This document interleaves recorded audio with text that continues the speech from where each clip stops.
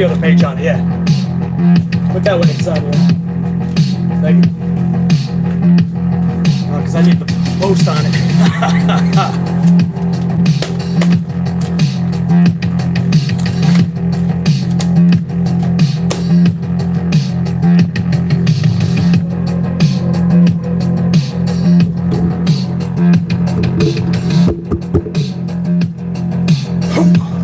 Cut that shit, please, Sasha.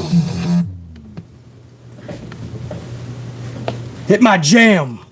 With better room I can do, brighter day for me and you. The best part of waking up is Folgers in your cup.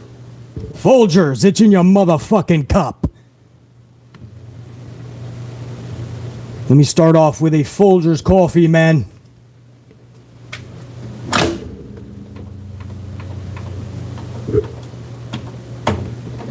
Extra strength, temperature on amplified. What's going on, Amp Unit? How you doing? Damn! Cody Rhodes, man. Cody Rhodes became immortal last night. Cody Rhodes became legendary last night. Stories, that's what they're made out of 50 years from now. People will be talking about the moment where Cody Rhodes wrestled with half of his upper body. That was insane. When you know, man, if you work out at all and you're in the gym, you've seen this injury happen a lot to people. Maybe it's happened to you a couple of times, where you tear your pec clear off its bone, clean off the bone. And you know there's nothing you can do at that point. You can't damage it anymore. It's torn. And now it's just about the pain game. How much can you tolerate? Unfortunately, it happens in professional sports way too often, but it's something that we have to... It's the risk that we know when we go into the gym. It's every single time you go to bench something, you know your chest can completely snap. And Cody Rhodes, that happened to him right before Hell in a Cell, and this son of a bitch said, I'm going to compete. And that's exactly what Cody Rhodes did. He didn't just compete, man. He didn't just phone it in. He went out there and he fucking put on a badass Hell in a Cell match. A match that honestly probably was better than a lot of Hell in a Cell matches that I've seen.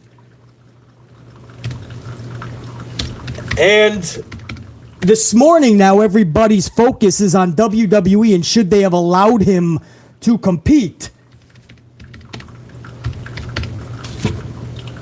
Are you fucking kidding me? This is what we've been asking Vince McMahon and WWE to do for how long? How long have we asked Vince McMahon to grow a set and give his wrestlers the time of day? Believe in them. Trust that they know what they are doing. Every single time there's a paper cut, there's the X.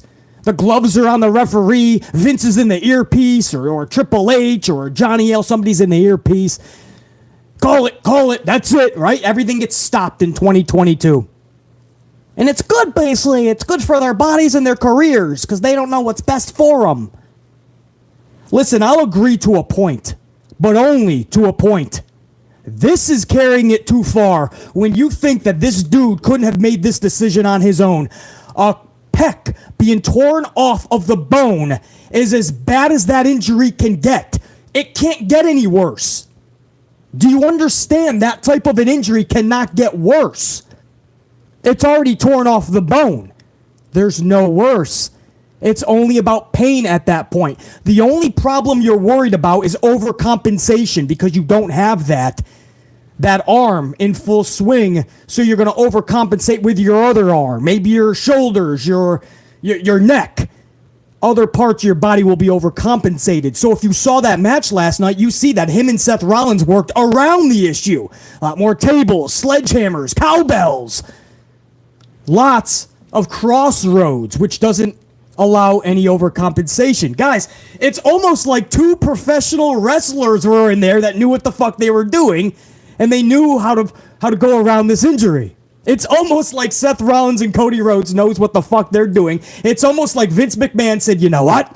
The doctors, I called 7 doctors. You, everybody seems to be in agreement. You can go. But damn it, this is on you. I love it. This is what I've been asking this motherfucker for so long. It's not like it's a concussion and the dude's life could be on the line. This was not a concussion where it can get worse. It's not even a broken ankle where it can shatter even more. This is a pec tear off the bone. You don't gotta fucking take my word for it. Listen to the fucking doctor himself. This is Dr. Brian Sutterer. Say that 10 times fast. Here's what Doc Sutterer says about the injury. So now the big question, right? Everybody wants to know who in the world this doctor was that cleared Rhodes to go out there and wrestle. They're, of course, calling him heroic for being out there. And I'd agree. And this gets into a little bit of a tricky conversation because on one hand, when the pec tendon is completely ruptured, you're not going to necessarily make that individual injury any worse whenever you go out there and wrestle. It's already ruptured. You already know you need an operation. And so you're not really going to make that worse in and of itself. The bigger thing is going to be the pain. It's going to be the limitations in the function and the range of motion. The nice thing, if this happened more recently, he probably hasn't stiffened up enough yet to truly be affected by the range of motion. It's really going to be a pain question. Okay. That was the doctor himself. Just one. Trust me, I already know about this injury. So BC's known about this type of an injury for years and what a wrestler can and can't do. Normally, you won't see a wrestler compete because they know the pain would be too much. They don't trust themselves. They don't want to deal with that type of pain. So that's why we don't see it often. But you can actually absolutely wrestle with a pec tear off the bone. You just have to deal with the pain that goes with it. Cody Rhodes said, you know what? Fuck this. I'm advertised. My face is on the seats. I was promised. I just got back. There's no way, Vince, I can sit this out. If every doctor is telling you, you can't make the injury worse, right? Every doctor, BC's known this for years. I just played a doctor audio for you. The injury can't get worse. You just have to worry about overcompensating other parts, which him and Rollins, as professionals, worked around last night. So if it's just the pain and Cody says, I'm going to suck it up, let's rock, wouldn't Vince McMahon allow his performer to do exactly what the fucking doctors claim he can do? He can compete. First of all, salute to the unit. This is the good, the bad, and the ugly review. We're going to put a tally in every match soon. In fact, a couple of tallies before we even start. But before we get into the good, the bad, and the ugly, this is just my cold open because I am shocked that WWE, and I rip WWE for justified reasons all the time, but I am shocked that people are holding them under the bus, throwing them under the bus for letting Cody Rhodes, a grown man, compete with an injury that could not get worse at the moment. A pec tear off the bone means that's as bad as it can get, and you're just worried about overcompensating. It's just about pain. I just played the fucking audio, but I will play it again for you. Dr. Sutterer, take it away. Wrestle. They're, of course, calling him heroic ruptures. So now the big question, this is the Everybody doctor. wants to know who in the world this doctor was that cleared Rhodes to go out there and wrestle. They're, of course, calling him heroic for being out there. And I'd agree. And this gets into a little bit of a tricky conversation because on one hand, when the pec tendon is completely ruptured, you're not going to necessarily make that individual injury any worse whenever you go out there and wrestle. It's already ruptured. You already know you need an operation. And so you're not really going to make that worse in and of itself. The bigger thing is going to be the pain. It's going to be the limitations in the function and the range of motion. The nice thing, if this happened recently, he probably hasn't stiffened up. Hold on, say that again, Mr. Stutterer. The nice thing is what? The nice thing, if this happened, the range of motion. The nice thing, if this happened more recently, he probably hasn't stiffened up enough yet to truly be affected by the range of motion. It's really going to be a pain question. Okay, there you go. The nice thing, if this happened recently, is that he hasn't lost all function and rotation yet. It's just going to be a pain issue. For everybody that turned into a doctor last night or this morning and is throwing Vince McMahon and WWE under the bus, but I guarantee you, if this happened in a promotion you loved, if there was blood and guts and everybody was injured, you'd be like, fuck yeah, this is wrestling. Fuck Pansy 2022. But because it's WWE, everybody became a doctor last night, And WWE is being thrown under the bus when every fucking reputable doctor will tell you the same thing. The injury could not get worse. There's no evidence saying that the timetable for him to come back will be any worse by wrestling a match. It's just overcompensating, and that's what you have to work out with your opponent, which he did last night. And this dude said if it happened recent, this doctor, if it happened recent, he hasn't even lost all mobility, and we saw him moving it last night. He could still go. It's just about pain. So what does that mean? That means that the doctors all said he can wrestle if he wants to. We don't recommend it. But this dude is stubborn and he's adamant, and Cody is not going to fucking sit well with not competing. So if he does it, it's going to be about pain. That tells us that Cody Rhodes is one of the toughest son of a bitches that I've ever fucking seen in professional wrestling, because what I witnessed last night and watching this shit for over 30 years, what I saw Cody Rhodes do last night, not just in a wrestling match. Could you imagine this injury and saying, fuck it, I'm going to suck it up, take the pain in a regular match with somebody like Rollins? But could you imagine if that match was Hell in a Cell?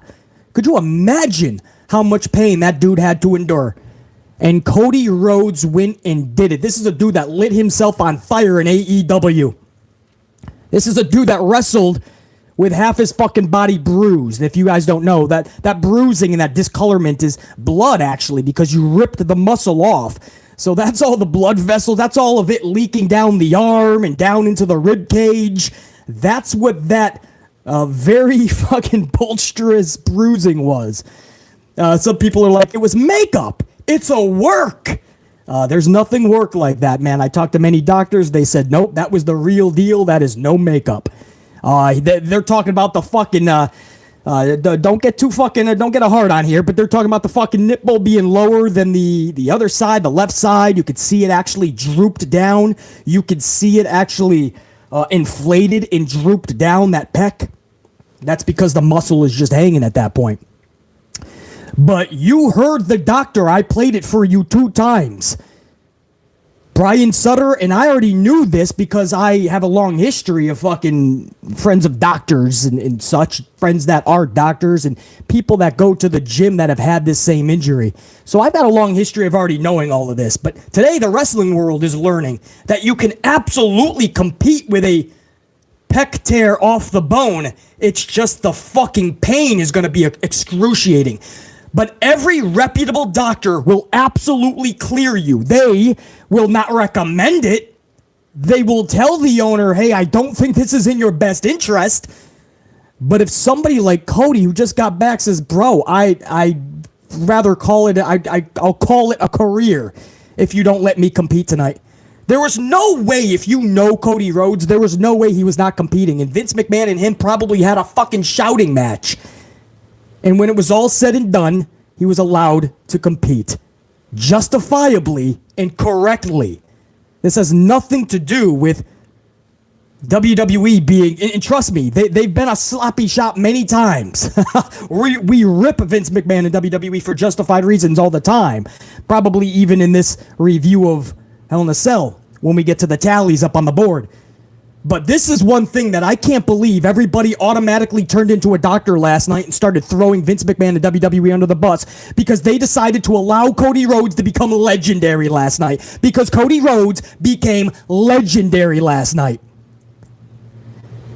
And he was always going to miss several months from this fucking injury, most likely, if you want it to heal properly. No evidence has ever shown that something like a wrestling match can make that time more significant. There's no evidence. I know doctors who have said this. We have heard doctors say this from this very injury. No evidence tells us that a pec tear off the bone will be any more of a time frame off or recovery period if you wrestle a match. Nothing. So everybody can take their doctor cap off and be happy that Cody Rhodes went out there and became fucking legendary on his own. Because there is nothing like that, bro. Nothing like what we just fucking saw last night. In the 30 plus years that I have watched this fucking sport, entertainment, whatever you want to call it. I've never seen anything like it. You thought Cody Rhodes was going to let a pec tear off the bone stop him from entering that cell? Fuck that. He once said, man, his song, the lyrics in his song, they mean so much to him. And they're a reality come to life. Well, listen to those fucking lyrics and you tell me that he was never going to enter that cell. Adrenaline, this is his lyrics, man, and he said they mean so much to him in his theme song. Adrenaline in my soul, every thought out of control, do it all to get them off their feet. Crowd is here, about to blow, waiting for me to start the show. Out the curtain, lights go up, I'm home. And my father said when I was younger, hard times breed better men. My father said when I was young, hard times breed better men. You took it all away, I give it all away. Can't take my freedom, here to change the game. A banner made of pain. I built my kingdom, now you bow to me. You took my dreams, but not my name. You follow me until the end, I am my kingdom. Bro, that is his theme music. He speaks about how much those lyrics mean to him. He talks about the pain and what it means to him to fulfill those commitments and be out there when the curtain fucking opens and he goes through that curtain and everybody is on their feet and what it means for him to fulfill his duties. Do you think a pec tear off the bone was going to stop him? That's my fucking cold open, man. I am absolutely proud of that son of a bitch. I can't believe what I witnessed. I'm so glad that WWE allowed him to do that, knowing the injury, knowing what the risks are, and knowing that it couldn't be any worse. There's no evidence to say it's going to cause more of a timetable that he won't come back. None. So you just work with Rollins about what you can and can't do, should and shouldn't do. They were professionals last night. And a star, if you didn't think was already created, a star was made in Cody Rhodes. But I already told you he was years ago. I fucking loved Cody Rhodes when he was Stardust. Fucking Stardust, I saw the potential in this kid. When he was a fucking fresh-faced nobody and legacy with Randy Orton and Ted DiBiase Jr., I knew the star power in this kid. And I hated in AEW when he capped himself and he said he's not going for the world title anymore. I knew that was a mistake and a half. Because Cody is too fucking good never to hold that championship again. He pigeonholed himself. I can't believe what I witnessed last night, but I am so damn proud of him and glad that I witnessed it. You know, we live in a day and age where if you get a paper cut, it's okay to quit. It's okay to quit, and then you're looked at as a hero, right? Well, he quit because he didn't want it the cut to get deeper, basically. That ankle, even though it's not even sprained, he felt a little tingling, so he quit, basically, and I'm proud of him. He didn't snap his ankle. That's fine. I'm not even calling that out to be a fucking pussy. That's great for you. But people have to understand, some of us are still that alpha. Some of us still want to be legendary, and nobody that quit is going to be legendary. You could be talked about as a hero for a year or two, but you're not going to be legendary. Legendary is going that extra mile, putting it all on the line, breaking shit, tearing shit, limping off the field, or damn it, even crawling off the field. That's legendary. In 2022, you can kiss that shit goodbye. Ain't nothing legendary anymore. Because you're just supposed to quit everything. Quit! Everybody knows what's best for you now. Everything needs to be treated like it's a concussion, even if you get a paper cut. Oh, no. Throw up the X.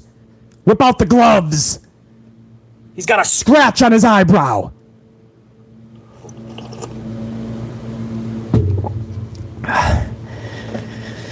So I'm damn glad that for once in 2022, and I've said for 10 years, man, we had a moment. I mean, you guys remember Mick Foley? If you want to stick with Hell in a Cell, do you remember Mick Foley getting thrown off of the fucking cage? Fuck concussion. He probably had fucking broken bones, concussion, a tooth was in his fucking nose.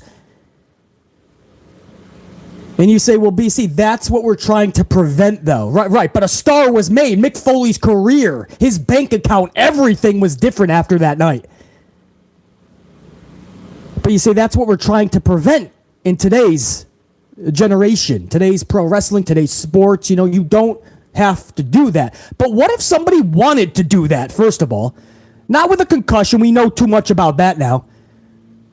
But if somebody's got a broken bone, what if they want to finish the match? Who the fuck cares? Let them rock. They're grown men.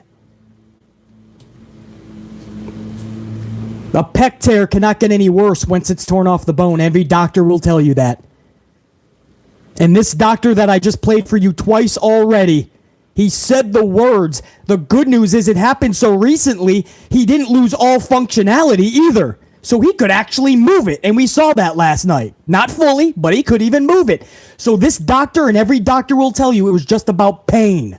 Can he tolerate the pain inside not just a match, but a Hell in a Cell? Cody showed you he fucking did it. He fucking did it. Because it's all pain. There is not one doctor that can tell you that a pec tear off the bone can get worse once it's off the bone. There's not one fucking doctor. You have to do something completely fucking out of the box to create an injury once a pec is off the bone. It's nearly impossible. I grew up in fucking gyms. My brother's fucking bodybuilders. I've seen this injury. I've heard the doctors talk about it. We've heard ourselves, this doctor, talk about it. So stop being a doctor. You're not. Vince McMahon probably was against it. Cody Rhodes was never going to not wrestle in that match. Cody Rhodes was never not going to step foot into that cell. It's the truth. If you know Cody Rhodes, you know damn well he was always going to be in that match. And then some people say, well, Vince had nobody else, so it was him or nothing. Well, you're kind of right there, but Cody doesn't give a fuck if Hulk Hogan in his prime, Steve Austin, The Rock was there, CM Punk was in that building, Kenny Omega was in that building. Cody wouldn't have cared if there was a stacked roster. Cody Rhodes was going into that match. I don't know any other way I can say it, any way we can spell it out. It doesn't matter about the lack of roster because we know Vince McMahon has a non-existent, as far as booking anyway, roster. Good talent, booked like clowns, a shit show act one after the other. So nobody would care about any, not even Drew McIntyre. He might get an initial pop. Nobody's going to want to see him inside of a fucking cell in the main event against Rollins, a match we've seen 185 times. But Cody wouldn't have cared. He was going into that match. This was not Vince McMahon forcing him to. This was Cody forcing his way into it. And justified. And I couldn't be more fucking proud of him. And let's just play Dr. Sutterer's message again. This is just one of many doctors that will tell you about this injury. That pec muscle is going to live. Now, the reason why we see all this bruising down, you can see how it origination of that tendon, the color distribution looks completely legit. So I don't think there's anything about this that looks artificial, like it's just makeup that was made to sort of build up the story. This looks like a very complete, legitimate injury, just like what we would see when the pec ruptures. So now the big question, right? Everybody wants to know who in the world this doctor was that cleared Rhodes to go out there and wrestle. They're, of course, calling him heroic for being out there, and I'd agree. And this gets into a little bit of a tricky conversation because on one hand, when the pec tendon is completely ruptured, you're not going to necessarily make that individual injury any worse whenever you go out there and wrestle. It's already ruptured. You already know you need an operation. And so you're not really going to make that worse in and of itself. The bigger thing is going to be the pain. It's going to be the limitations in the function and the range of motion. The nice thing, if this happened more recently, he probably hasn't stiffened up enough yet to truly be affected by the range of motion. It's really going to be a pain question. The bigger concern, though, is whenever you have pain in one part of the body from an injury, you start to compensate. And so it's called overcompensation. Then Rhodes opens himself up to, say, shoulder injuries, to rotator cuff injury possibilities, because of how he might be compensating from the pec rupture. So that's what I was telling you guys. That's the only thing that you would worry about. Overcompensation. It's not that injury. The pec is already off the bone. That cannot be ruptured anymore. It's overcompensating because you're using your other arm so more vividly now, or your shoulders, or your neck subconsciously. So if you watch that match last night, him and Rollins worked around the overcompensating parts and did everything to Cody's liking. The pain was still going to be there, but it wasn't going to put Seth Rollins at risk or Cody in any other body part. So I fucking love that. I was watching that whole match going, damn, everything is structured beautifully. In fact, you can take 10 suplexes off the top rope. 10 suplexes, and Cody would have been fine. That wouldn't even overcompensate. I'm saying Rollins could have given Cody 10 suplexes, and it wouldn't have made anything worse. So that's exactly what BC was told from day one, the first day I ever went into the gym. You ever get the pec tear? It's just going to be about overcompensating and pain. So, that's it, brother. There's no other way around it. Vince McMahon was well within his jurisdiction to allow this dude because there was no other way. Vince was held up by Cody Rhodes. I know it. Cody was like, Vince, I'm going out there, man. There's not one doctor that can tell you that I'm going to injure myself worse. Me and Seth know what we're doing. I will not overcompensate. I will not break something else or rip anything else. This is already off the bone. The doc told you it can't get worse. Let me go out there, dude. Let me take the pain, he said. I love it. I love it. Cody Rhodes is absolutely... Yeah, War Dog in the chat. You're exactly right. War Dog said even if Cody's arm was to fall off, he's still going to go out there. That's how Cody is. Cody is going to go out there if his fucking leg is off. I mean, you could blame Vince all you want, bro. I'm not going to lose any sleep over it. Blame Vince McMahon. Blame WWE. But they did everything they needed to do. Cody Rhodes made a grown, adult, responsible decision. WWE was not going to be liable for shit on this. It's a pec tear. The fuck you going to do? Vince McMahon put Cody Rhodes and Seth Rollins. He trusted them last night. Fucking A, this is what we've been asking Vince to do for years. He finally does it, and everybody's throwing him under the bus. Sloppy shop. If this was any other fucking company, oh, fucking A, man, blood and guts, tear each other apart. Did you see all the injuries? It was cool. Fucking Vince let somebody wrestle who could be, literally, factually can be wrestling. There's no reason he couldn't, probably shouldn't, in many people's eyes. But you're not Cody Rhodes. It's like telling Ric Flair at 73 years old he can't take bumps. Ric Flair just took a slam off the top rope from Jay Lethal. There's a video about it, and everybody is condemning it. How dare he do that, man? He's got daughters and a family.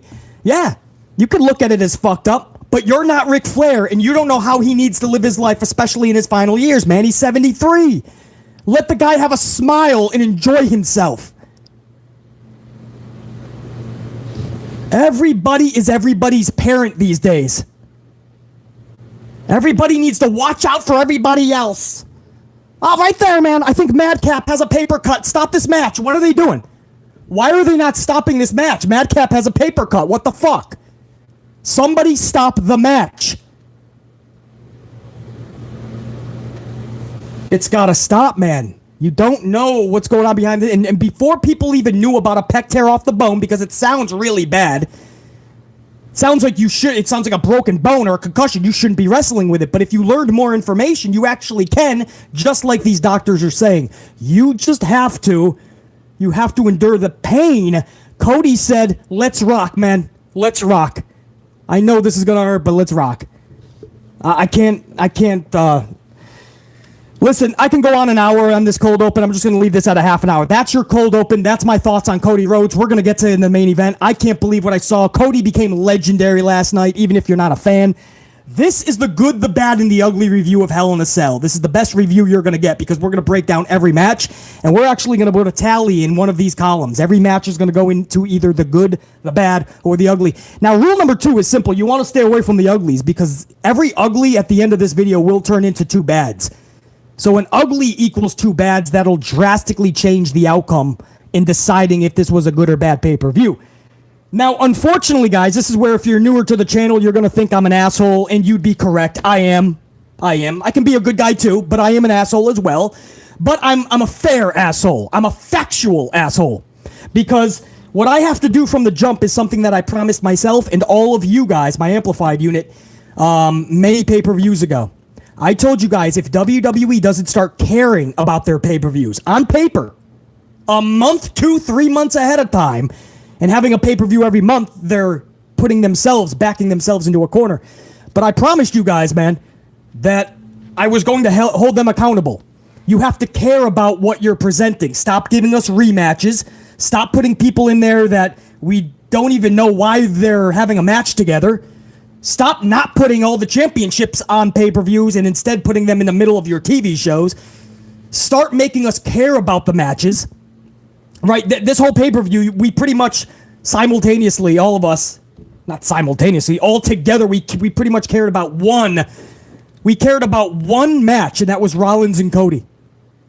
So I told you guys, we have to start holding WWE accountable before we even start the pay-per-view, the booking of it, the excitement that it produces. Nobody can tell you that they were super excited about this pay-per-view. Not even diehard WWE fans, bro. There was not enough good matches on paper or care put into this, effort, creativity, for people to go, oh man, I can't wait for this. There was not. It was a pay-per-view called Hell in a Cell with one Hell in a Cell match, by the way. So they're using a whole gimmick pay-per-view name for one match that we see one or two other times during the year anyway. I'm done with these gimmick pay-per-view names and events. Just put Hell in a Cell on a fucking pay-per-view. Put Money in the Bank on a pay-per-view. All of them. Tables, ladders, and chairs. Just put it on a fucking pay-per-view as a single match. Make it special again. Because these pay-per-views are now gimmick named, and they're not special. But anyway, we have Hell in a Cell. It's a gimmick pay-per-view with only one Hell in a Cell match. All the matches on this card, aside from Seth Rollins and Cody, by the way, is a third time we're seeing that match, by the way. Every other match is a rematch or a match we don't know why we're getting with no really build or storyline.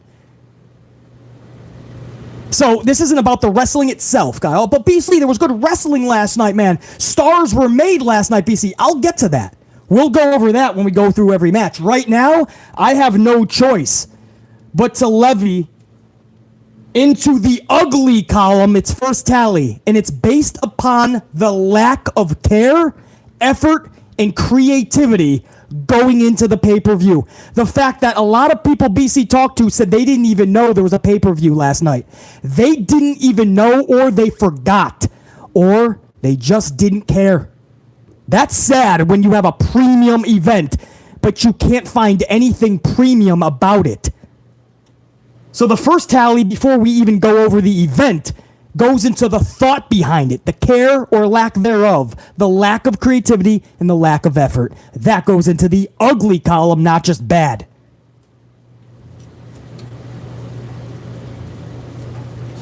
Now that's going to count for two bads later. Well, at the end of this, we're going to cross that out and turn it into two bads. However, for those of you that think I'm being too mean right now, I'm going to give a good off the bat, too, just for WWE allowing Cody Rhodes to do what Cody Rhodes knew he could do and what the doctors know he could do. Wrestle with a pec torn off the bone is absolutely an injury you can wrestle with. It's just going to be painful. And I'm so glad Vince McMahon found his balls and let Cody bring his to the ring. So that's actually going to get a good, just the decision to not replace him with anybody, not make a phone call to a big name, not try to put a Drew McIntyre in there like anybody would give a shit. He let Cody be Cody. So that's going to get a good. So we got a couple tallies before I even start this shit. Now, and I know I got some VIP supers up in here, man. I'm going to get to you guys in just a few matches. I want to get this underway because my cold open was a little bit longer. I really wanted to play several times that doctor explaining why Cody in a match is not a company liability like you would think. Why Vince McMahon shouldn't be being dragged under the bus as much as we do for justified reasons because of his lack of booking and care into his product. But for this, I am so glad Vince McMahon and WWE let him wrestle because he could. It's his determination of if he can take the pain. And there's no evidence saying that this is going to make a longer timetable for him to be out. So I fucking love that. So I had to spend some time in that cold open, guys. Now, let me get to this fucking matchup card, and we're going to put a tally in every one of these bitches. We're going to start with the first match on this card, Hell in a Cell 2022. Bianca Belair versus Becky Lynch versus Asuka. This was a 19-minute match. Asuka just incredible in this match, as always, but even more amplified. At one point, completely rocking Lynch with a fierce offensive sequence, and at one point, locking Becky and Belair in a double ankle lock simultaneously. Badass, like only Asuka can be. But of course, as we all knew, she was only in this match to do the job, to be that middleman, to be that third wheel. And sure enough, Lynch hits the manhandle slam, but Belair capitalizes and pins Asuka. She throws Becky out of the ring after the manhandle slam, so Becky's out of the ring. Belair capitalizes, at least it wasn't a fruit roll-up, and Belair pins Asuka, not Lynch. Belair retains her championship, which should be being done. There's no way Belair should be losing that match in a schmaz match at the beginning of fucking Hell in a Cell. As much as I love Asuka, there's no way Belair can lose that match. That's just unacceptable. So, there were several "this is awesome" chants in this match. Relax, please. I mean, that's cool if you paid money and you wanted to just fucking let it all hang out and have fun. This is awesome. Listen, relax, though. If you know how to critique wrestling, that was not awesome. Nothing in the match was truly awesome, but maybe Asuka's performance. But they all gelled together. There wasn't a lot of fucking botches or mistakes or hesitations. I saw a lot of confidence. I saw them busting their asses. It was not awesome, guys. If you truly think so, that's in the eye of the beholder. But absolutely, I am going to give this a good, because there was nothing in here I can say was bad, other than maybe the booking of it and how we came into the triple threat. But I already gave that whole thing an ugly. The whole booking of this fucking event before it started earned itself an ugly. So I'm not going to penalize the individuals anymore. Now it's on your performance and how the match unfolded, the finish. But I just didn't see enough bad to overtake the good that I saw from all three of these ladies. So I have to be much respectful and honest to my critiques. That's actually going to go into the good column, match number 1.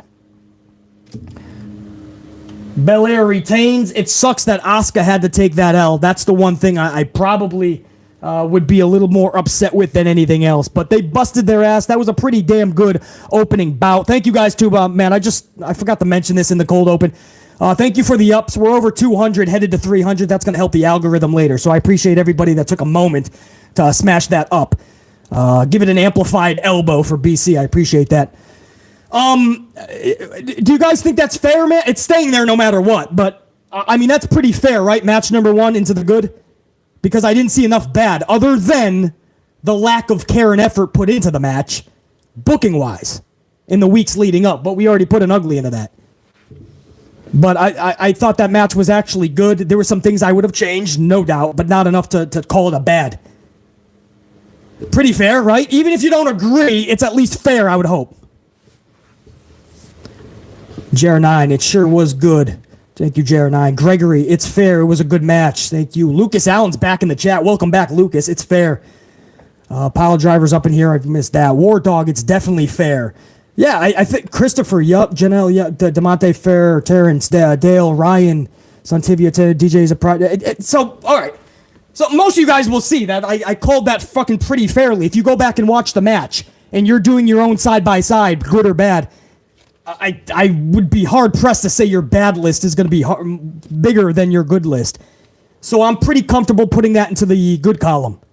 Match number 2, we go into a handicap match. This is Omos versus Bobby Lashley. This was a 12-minute match. Lashley taps out MVP after just over 12 minutes, just under 13 minutes, really. The match wasn't ugly, but it certainly was not good. There's really nothing to talk about here that we didn't already see the first couple of times between Omos and Lashley. That's right, guys. We've already seen this match a couple of times.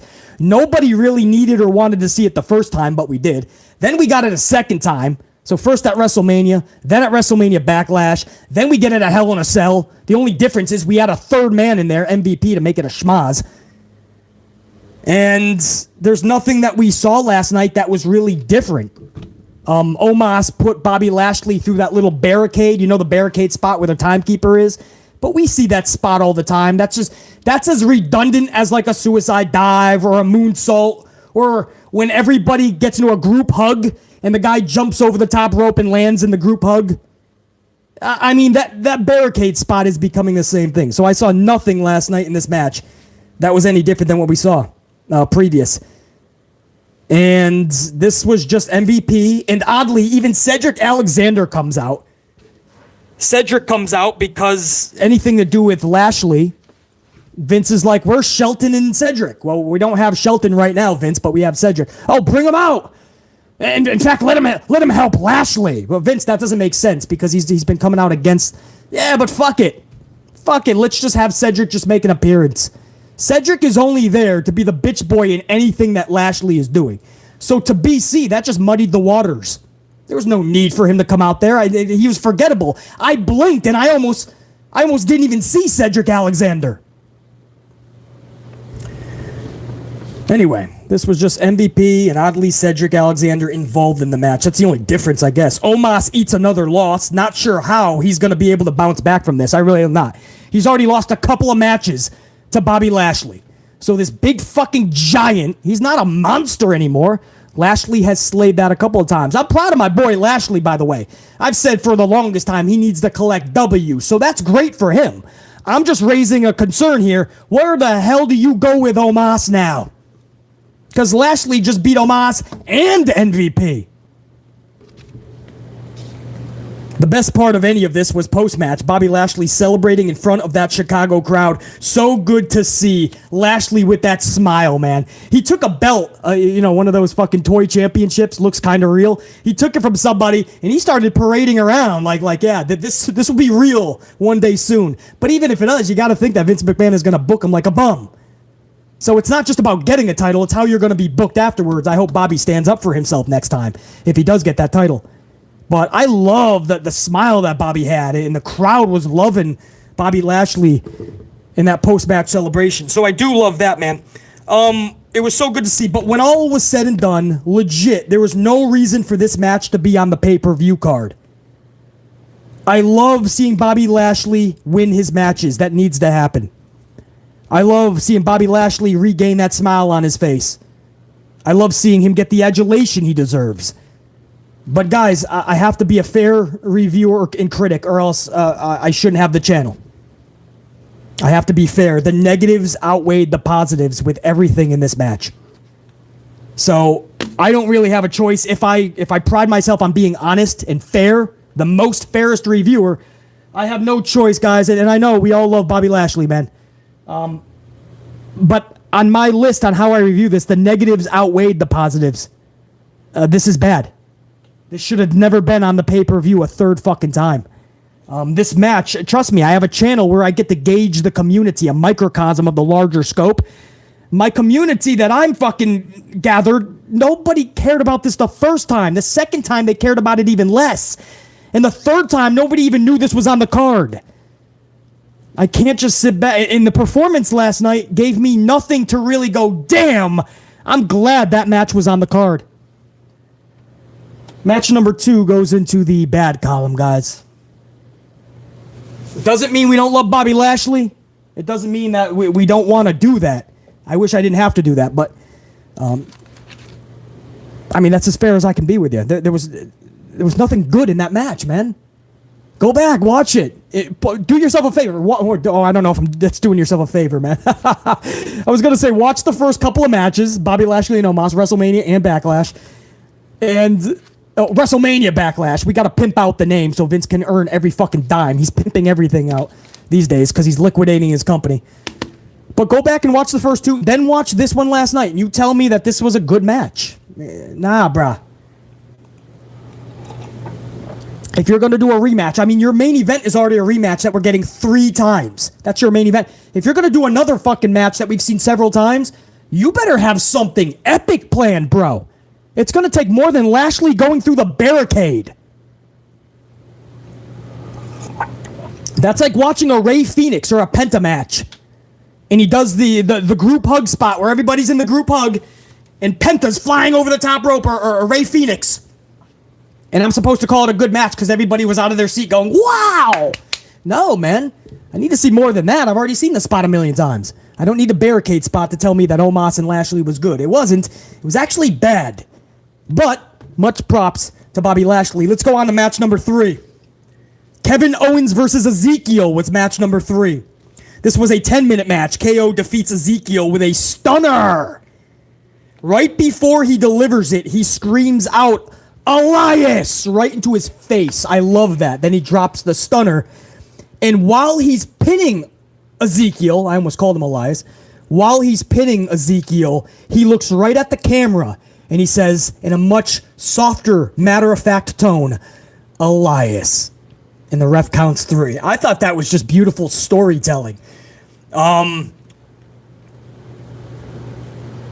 his way up the ramp was even better because Owens says, I am the best in the world. Of course, they're in Chicago, so that was a little bit of a dig over to CM Punk. I am the best in the world right before he heads back through the curtain. So I'm sure Chicago ate that up. The first few rows that heard that. But he said that right to the camera, too. I am the best in the world in Chicago. So that was fucking, that was pretty badass, too. The match was barely good, guys. Barely. In fact, I'd say decent at best. Ezekiel losing a big premium match already is kind of alarming because I don't know where you go with Ezekiel from here. This is his first big feud coming into WWE as Ezekiel, and he's already being booked just like Elias. This is the same type of booking. He could carry a story or be a story, as lackluster as it is, and then he just loses on the pay-per-view. It's almost like Bray Wyatt's booking, right? He's got great TV time. People are captivated by Bray Wyatt. He's got the highest rated segments and ratings. His merchandise is flying off the shelf, but when he gets to a pay-per-view match, Vince McMahon has him lose the big ones. So it's alarming that Ezekiel is already losing this, but this was such a big W for Kevin Owens, man. I don't think you guys realize how big this win was for Kevin Owens. For so many reasons. Not just because he just got his ass handed to him at WrestleMania by Stone Cold Steve Austin. Because BC thinks that was fucking beautiful. BC fucking loved that. BC thought Kevin Owens played that part beautifully. Nobody else I'd rather, when it was all said and done, I thought that was brilliant. But the trajectory that Owens was on, it was starting to become a point where a lot of people were going to start to look at this guy as just a dude on the roster. Oh, it's Owens. Oh, here comes Owens. Owens should be more than that, man. You know the talent this guy possesses. You know he's good on the mic. You know he can carry storylines. He needs these big W's. So when I'm outweighing the positives and the negatives, the match was decent. I'll say barely good at best. I'll even say decent. But Owens winning trumps Ezekiel losing. I hope that makes sense. For those reasons, there's no way I can do Owens dirty. This is actually going to go into the good column.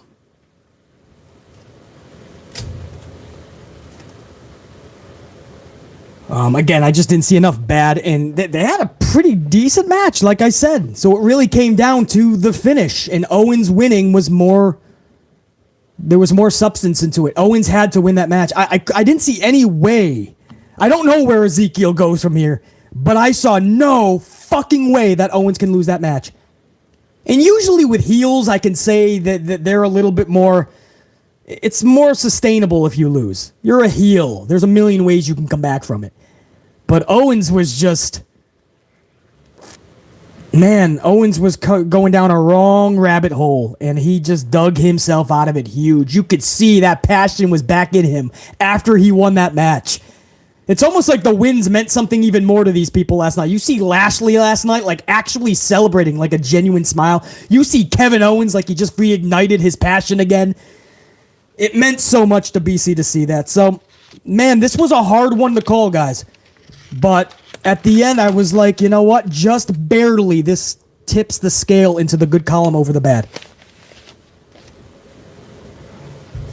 We're going to go into match number 4 now. This was a 6-man schmoz. Judgment Day. Edge, Damien Priest, and Rhea Ripley versus AJ Styles, Finn Balor, and Liv Morgan. This was a 19-minute match. Judgment Day looked so badass together. Liv, Styles, and Balor worked so well together. So BC had an idea. Hear me out on this. I'm not a fan of multi-man schmozes. You guys know that. I hate 6-mans, 8-mans, all that shit. I'm not a fan of a trios division in AEW. They already got the titles made. Tony Khan has already said that. You're going to start to see a lot more 6-man tags in AEW, as if you haven't already. I'm not a fan of trios. I'm not a fan of schmozes. However, seeing this match last night, I'm okay with a trios division or a schmozery division if one of the participants on the team has to be female. I think that's a pretty cool fucking rule. A trios division, 2 dudes and a female. So it's basically a mixed tag division. It adds a lot more value into it. It adds a different level of interest, or at least a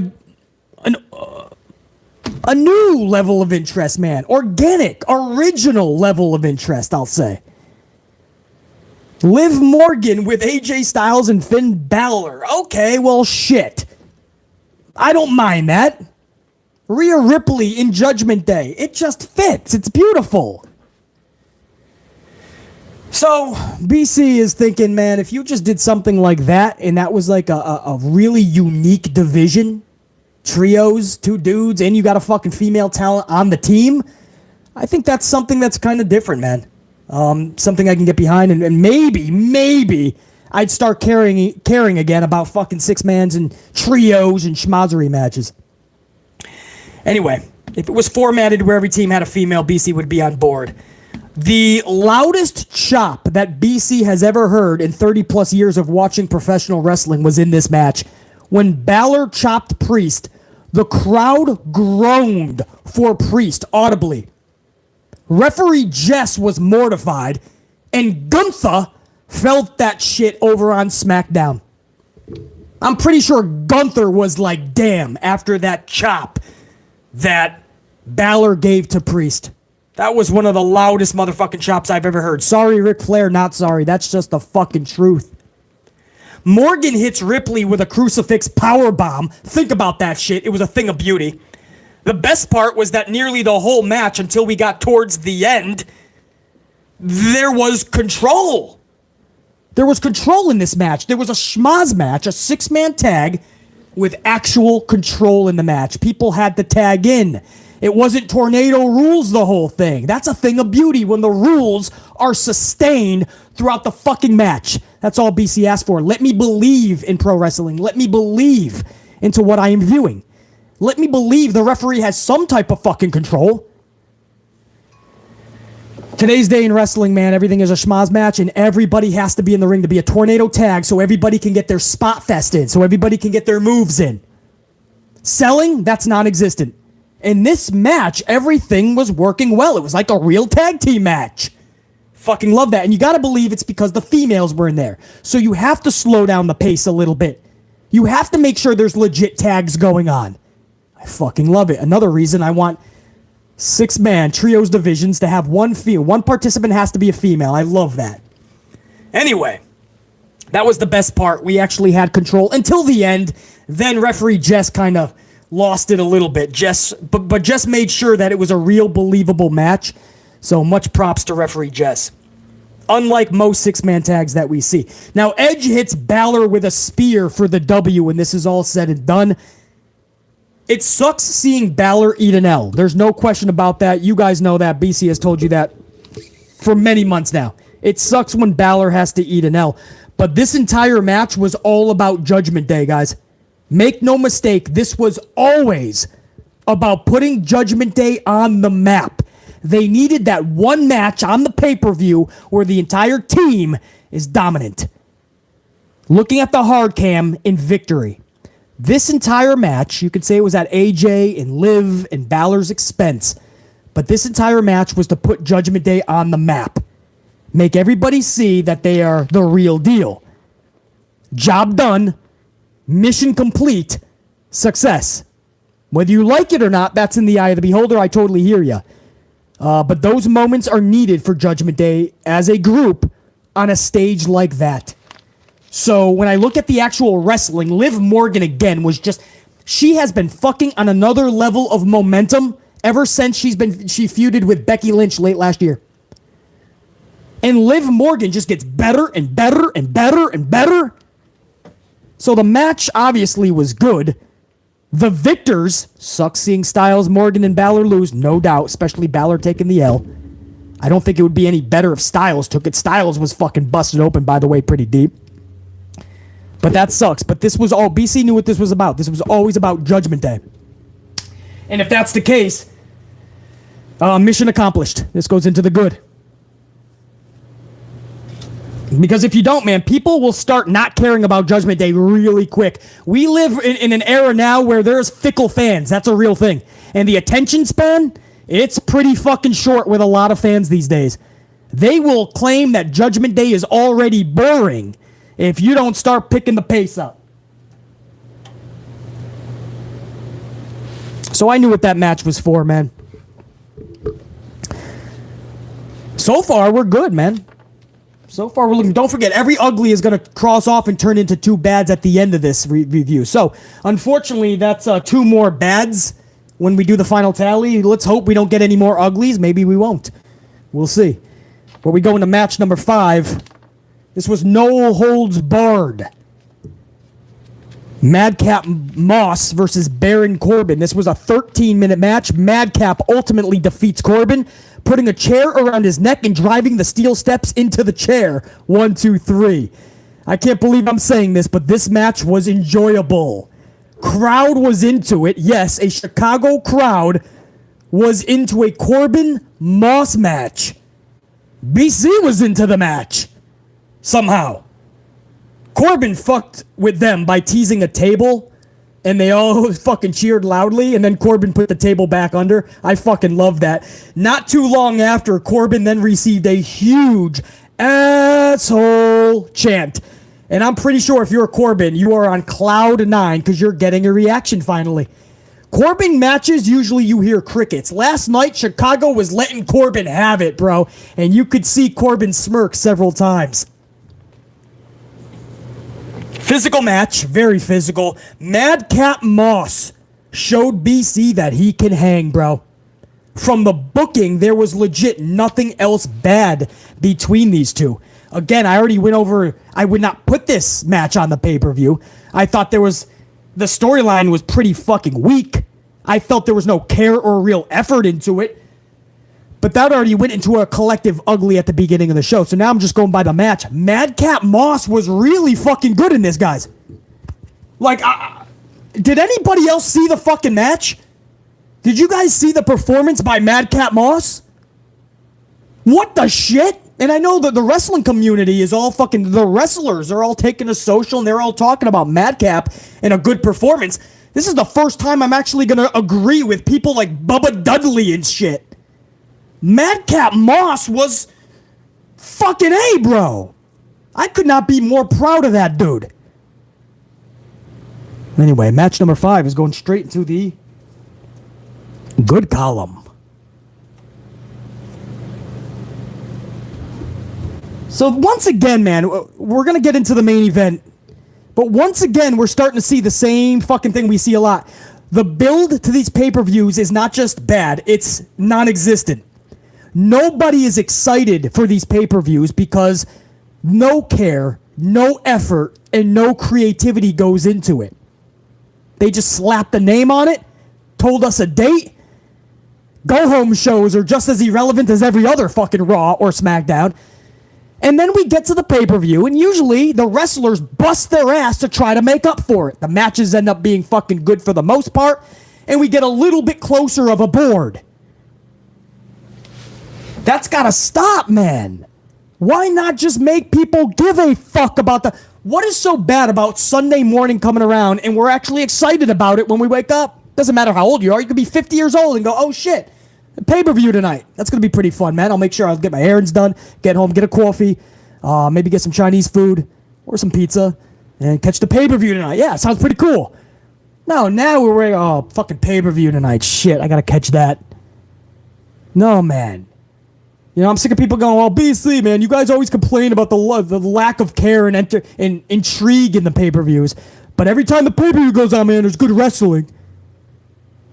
Doesn't matter, man. It's about the complete fucking package. On paper, if something looks like complete shit, nobody's going to care about it. So you're alienating your own audience. Your audience doesn't even know there's a pay-per-view last night. That's what happens. I just don't understand why this company just can't make pay-per-views that we want to see. And then, here's a crazy concept, we still get good wrestling. I don't know, Madcap was fucking, man, that was good to see. Hold on, we might get a fucking ad playing in here, man. Go ahead, Sash, it's fine. Oh, that was good. Hold on, guys, I lost the medium screen here, or the bigger screen here. I gotta get you guys back. All right, I'm back, I think, yeah.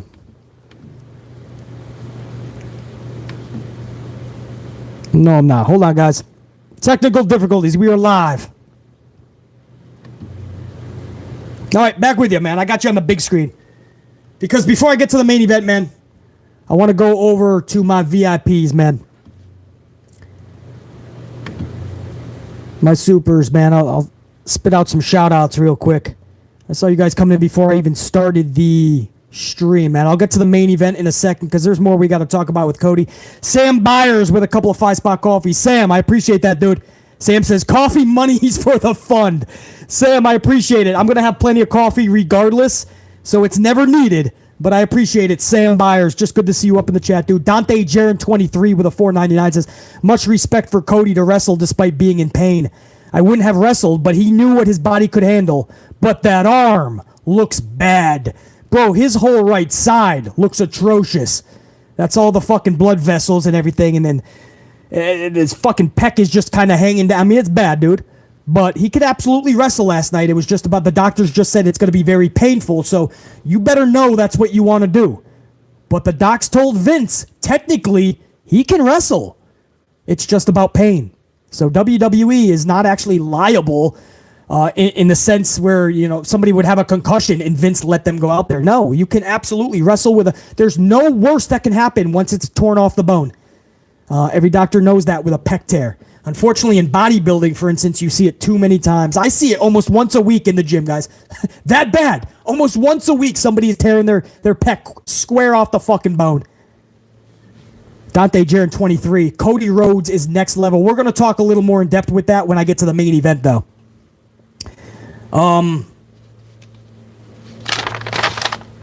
Madcap Moss. Yeah, it is the main event, right?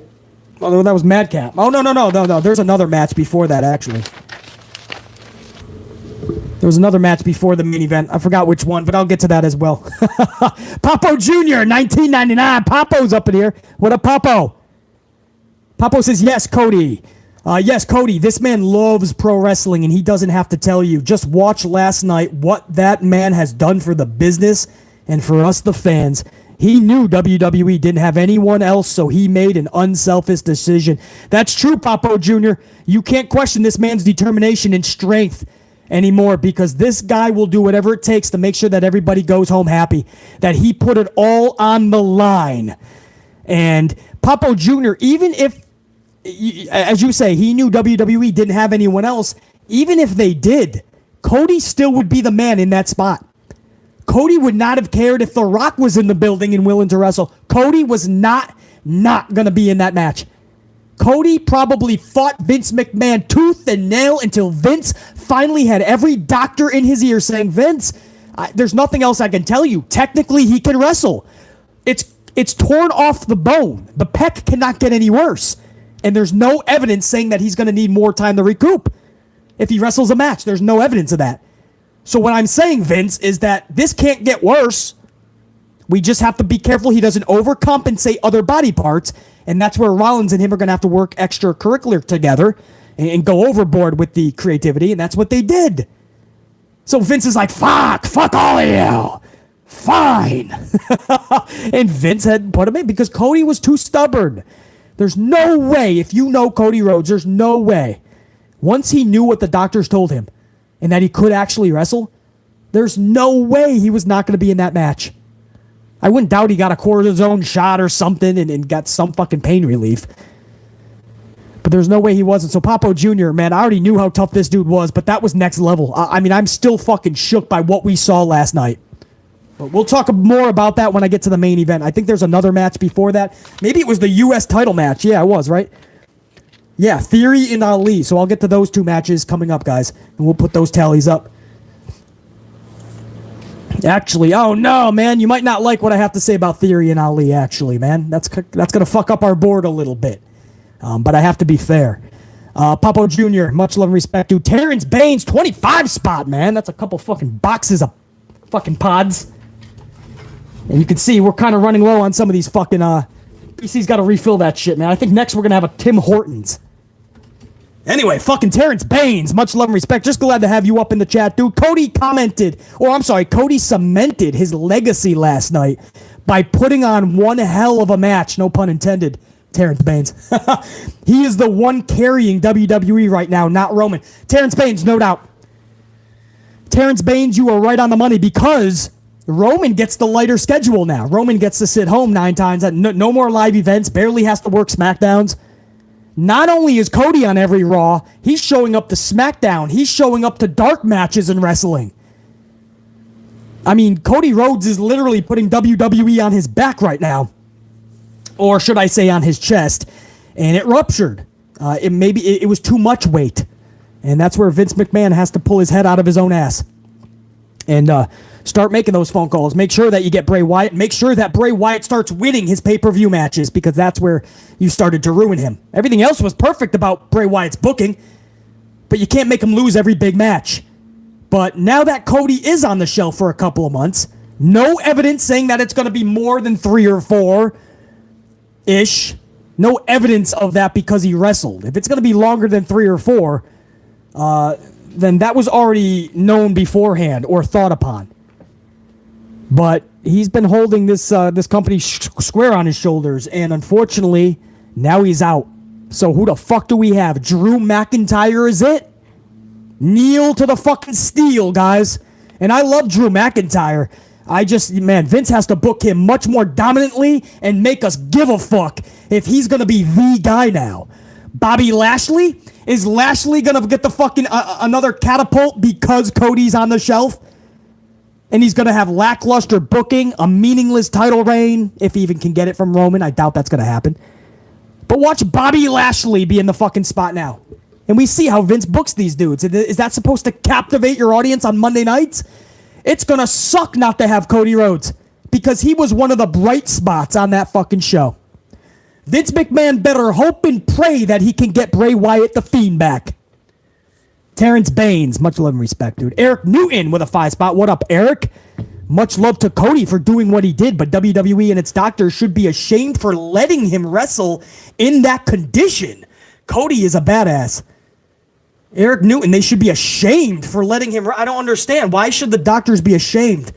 This is a grown man's decision. The doctors said what the medical response is that he can wrestle the match, Eric. Eric Newton, why should the doctors be ashamed, man? I just played the video of a doctor himself, and BC has known for many doctors that have said, you can wrestle with that injury. It's not, they don't like it. They would probably rather you not, but it can't get worse. It's just about pain, Eric. Oh, Eric says, I said that in ignorance, BC. I posted that just as you were playing the audio. Oh, Eric, I got you, dude. Eric, I got you live, man.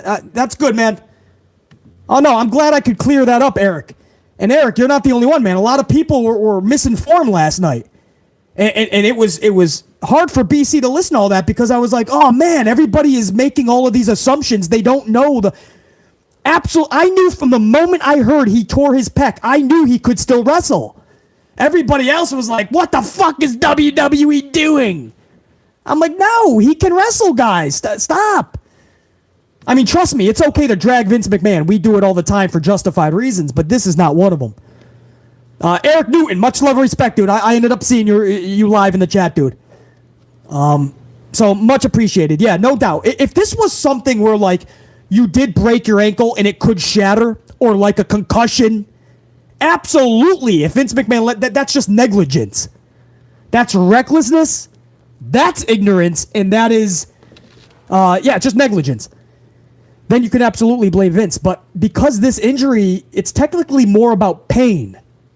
You got to look at this less of Vince McMahon is a fucking a shady bastard, which he is, but it's less of that. It's more that Cody Rhodes is a legend now.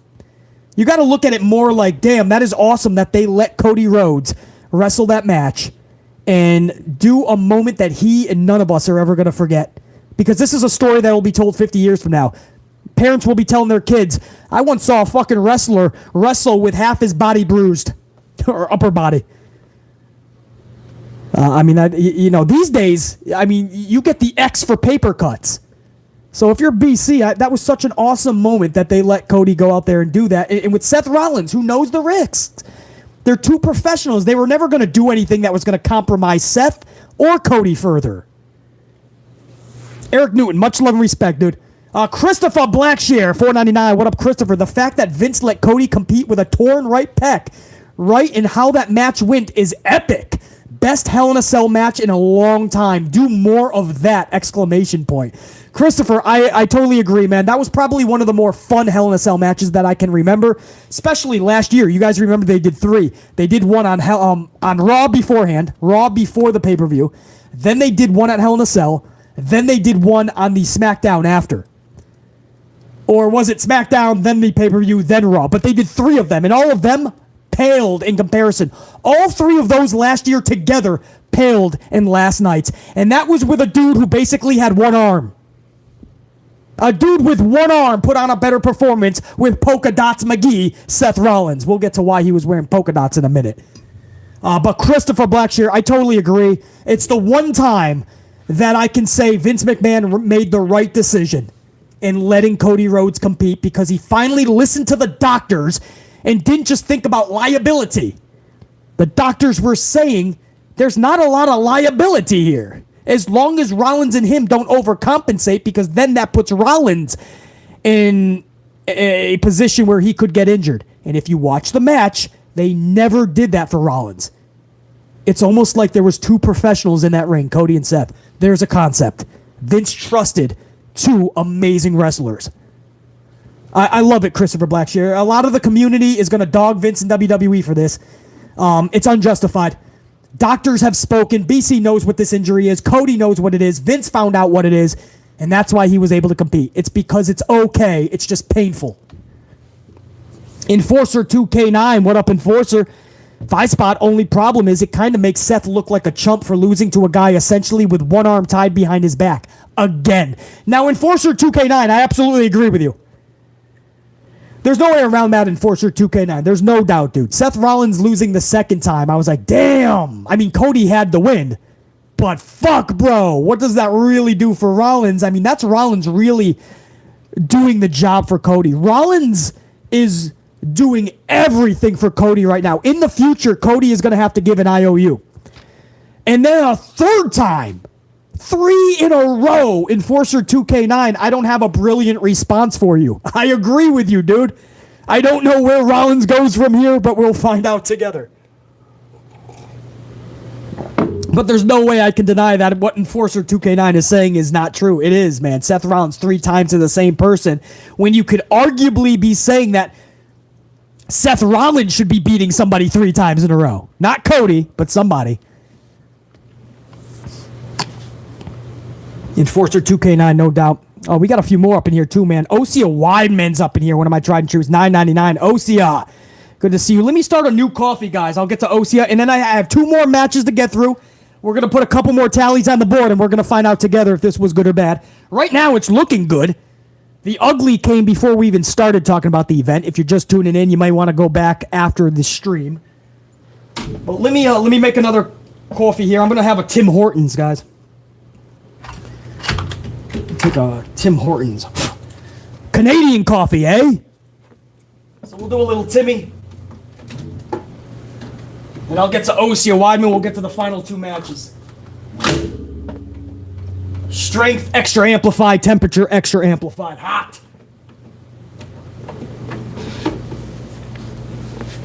All right, Osea Weidman, $9.99. Paul Orndorff is a perfect example of wrestling with a serious injury. It's not that hard to realize. Exactly right. You remember when Cowboy Bob Orton, too, Orndorff, a couple of times, actually, Osea, but I know the one you're talking about. You remember when Cowboy Bob Orton had the cast on his fucking arm? And he was fucking knocking people out with it and shit? In today's day and age, man, no, that's a liability. Even if you have a cast on, they don't take any chances. Get the fuck away from any action. And it's for their best interest, BC. Yes, but you don't have to be their father. Now, there comes a time when the company's liability is on the line, right? And that's what a lot of people are thinking for Cody. Oh, this was a liability for Vince. Again, it actually wasn't, though. If you really trust your wrestlers and that Rollins is not going to get injured by Cody because they're not going to overcompensate, and they didn't, then there's not going to be any question about liability. And sure enough, they went out there as professionals, as great performers, and Vince McMahon knew that they were going to do that, man. Cody knew that. Seth knew that. But you're exactly right. Paul Orndorff is just one of many cases. Somebody was telling me that many people, actually, not me. It was in other fucking, I forgot where I saw it. Where did I see that, man? John Cena wrestled with a... Now, I can't confirm that because I forgot about it, to be honest. But I forgot if Cena had a pec tear as well that he wrestled with. But... I have to look into that a little bit more. I forgot if Cena actually did that. Was it Cena, guys, who wrestled with a pec tear as well? I don't know. You guys will find out. But Osea Weidman, good to have you up in here. Thank you for the coffees. And no question, man, that was at a time when, man, you go out there and you put out the banger yourself. You go out there and take the pain. You take the hit. You know, sign your waiver. Do what you got to do. But you get to be a man or woman. You get to be an alpha. You get to decide if you're going to go out blowing out a wheel but being legendary, or if you're going to go out on somebody else's terms because they're looking out for your best interest. I miss those times. I really do.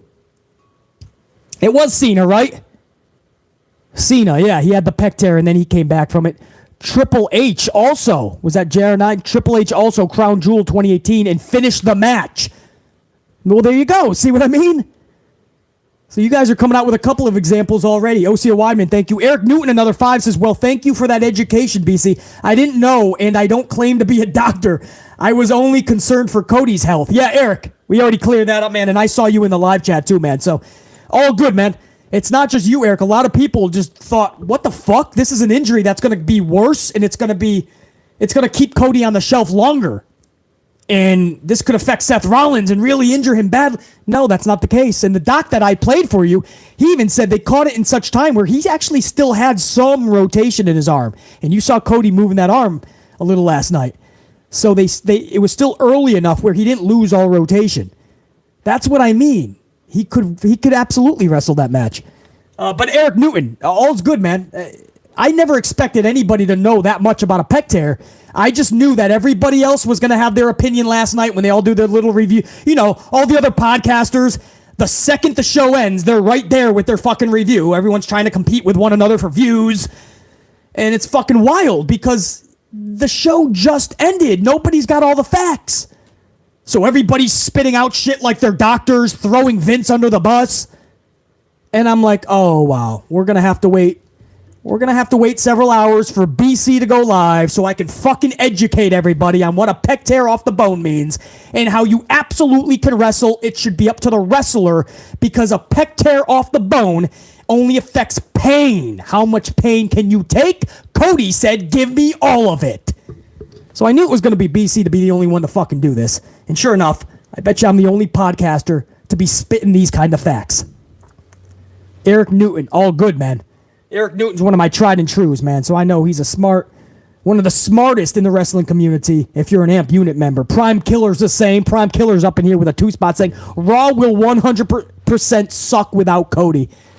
I said earlier, Prime Killer, one of the only, if not the only bright spots of Monday Night Raw.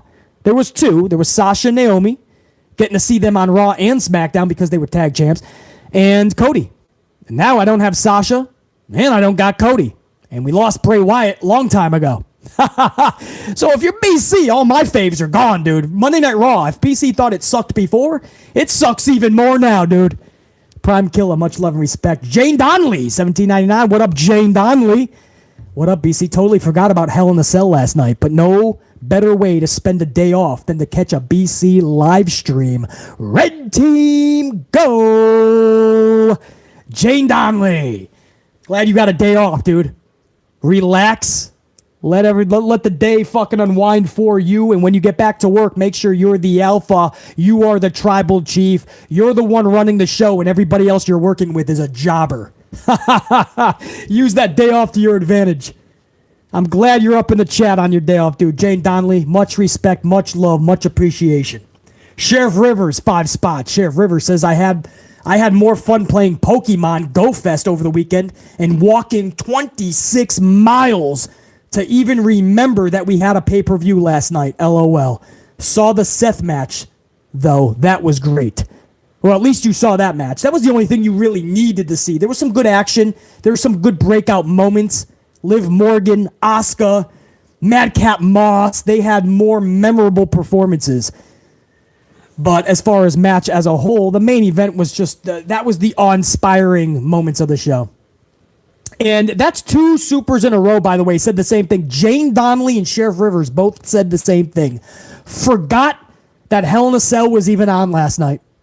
What did I tell you guys a half an hour ago, I think it was, or something? Maybe it was in the cold open. I told you guys, I gauge my audience. We are a microcosm of the larger scope. And I told you guys, this was alarming how many people said to BC that they forgot that the pay-per-view was even on last night. That they didn't care that it was on. Jane Donnelly and Sheriff Rivers, that was 2 supers back-to-back that admitted they forgot it was even on. That's what I mean about lack of care, lack of effort. When your audience either doesn't give a shit or doesn't even know that it's on. By the way, thank you for the over 300 of you that amplified elbowed that like button. That's over 300 on the likes. Let's go to 400 now. You guys are badass. That helps out the algorithm later. And I'm trying to get this done as quick as possible so you guys can go on about your day. Because I know it's the beginning of the week and we're all fucking busy as fuck. But there's a lot to talk about and a lot of AMP unit members up in here, man, just shooting the shit. So I want to go over to Chubless the Bear, my tried and true. Chubless the Bear with a 5 spot says, good match to end off a trilogy between Cody and Seth. Only if WWE would honor it, not saying they can't wrestle again, but give it time to make it special.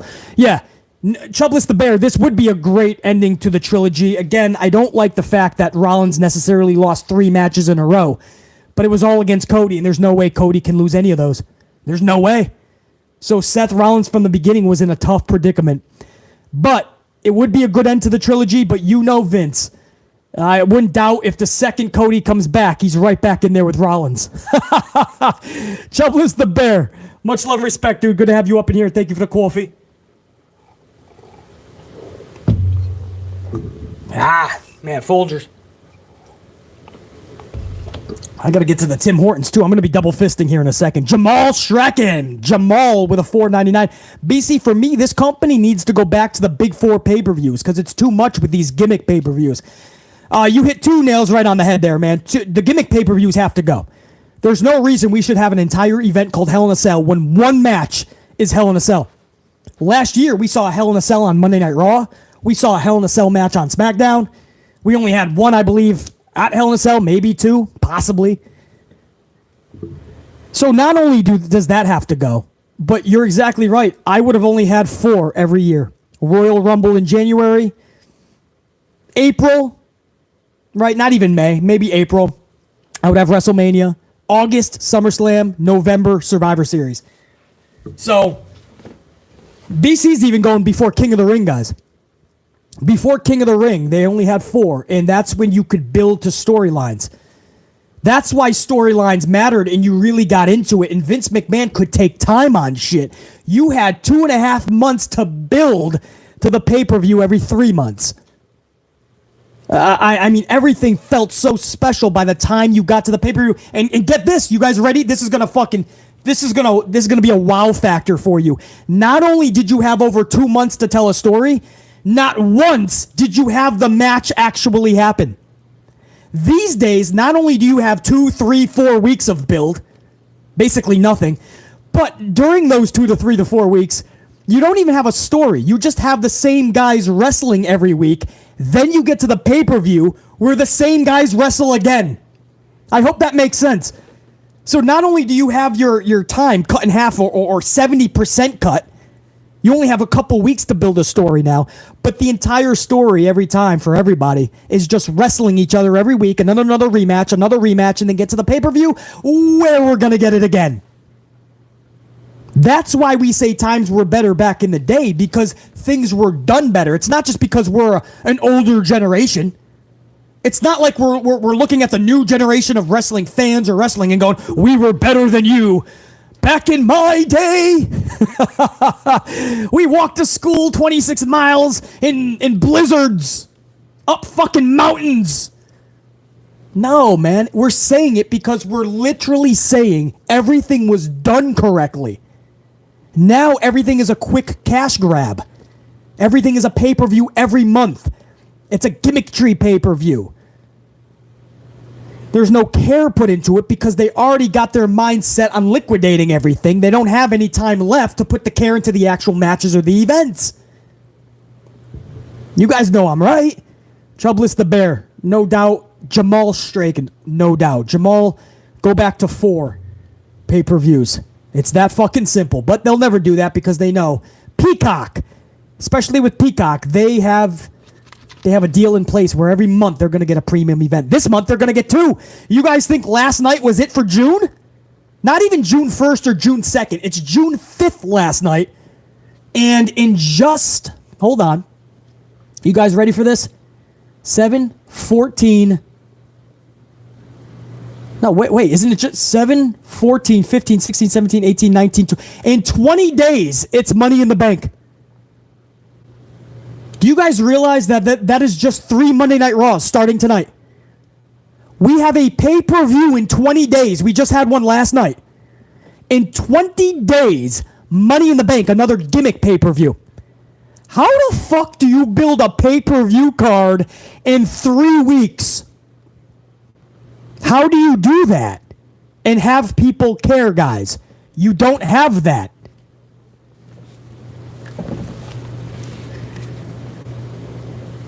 I mean, I don't understand.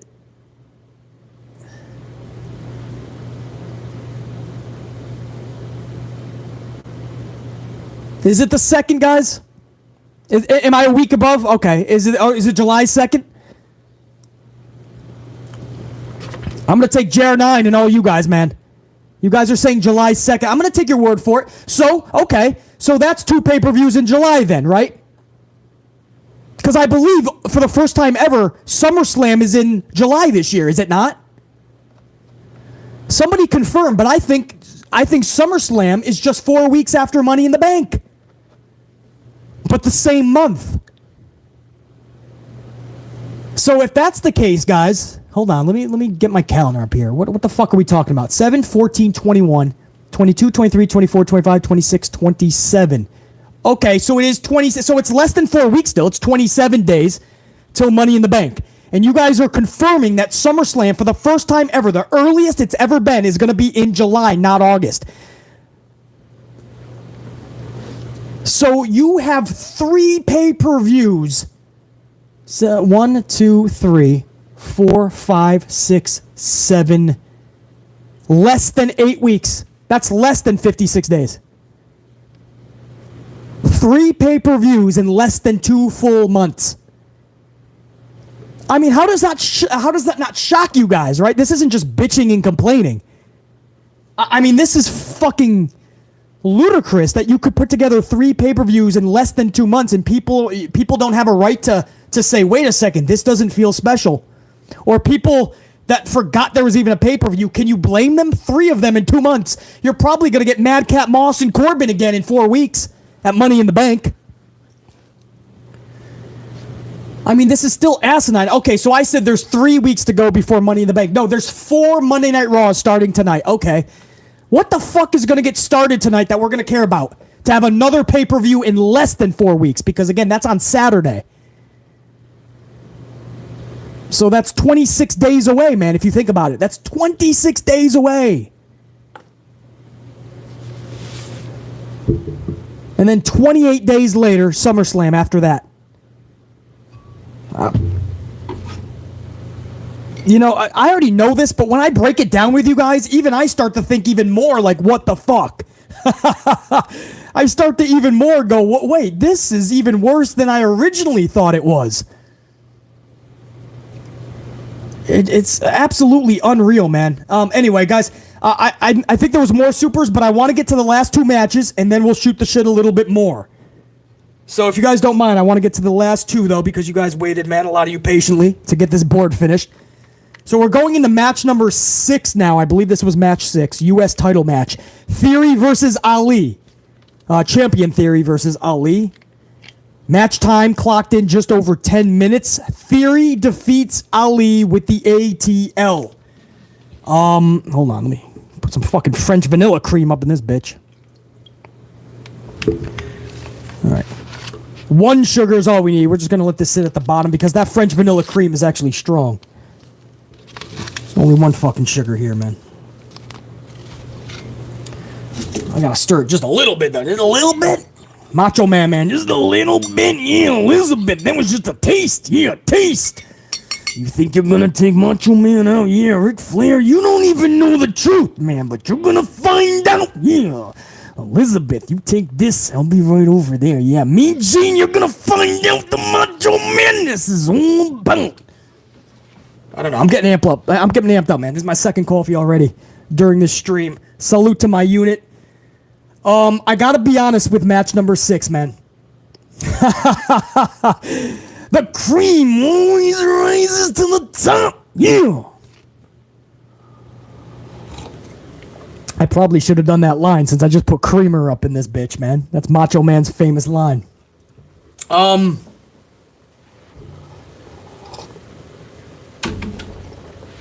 right, guys, here's the thing, man. We all respect Ali, right? I mean, most of us respect Ali. Austin Theory, too, man. I think Austin Theory, man, he's got a little bit of a fucking rocket attached to him, but he needed a match like this last night. Needed that. But literally what I just said was it in this match, man. Theory defeated Ali with the ATL. Guys, I can't... That was it. So it doesn't matter how much we respect. We still got to be fair, right? You could still love Ali. Like Ali left a post after on his social or some shit. I forgot where I saw it, but Ali actually said, guys, I don't even know. That was what he said after he lost. He's like, guys, I don't even know anymore. that was my hometown, and they gave me nothing, man. I went out there, and in 10 minutes, what, am I supposed to fucking have a parade because Vince gave me 10 minutes? He probably used me because I'm a Chicago homegrown talent, just so they wouldn't chant CM Punk. Nothing to talk about for this match, guys. Ali is fucking done. Wouldn't you agree? I mean, how do you bring back Ali after this?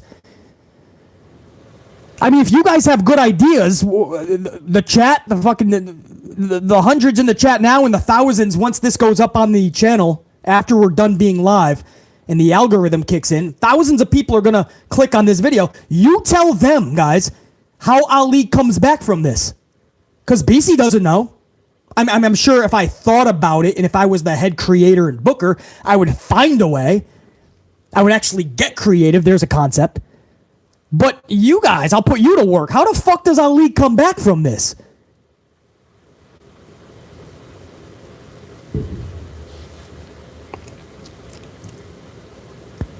Anybody have an idea?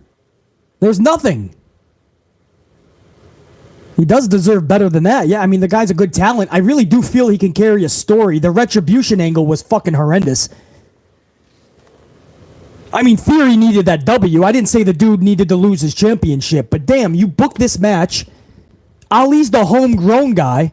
At least make Ali look really good in defeat. That's all we're asking, right? Make him look good in defeat.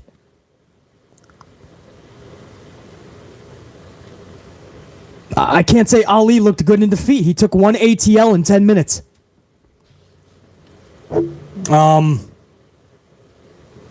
Theory just takes a selfie and leaves the ring.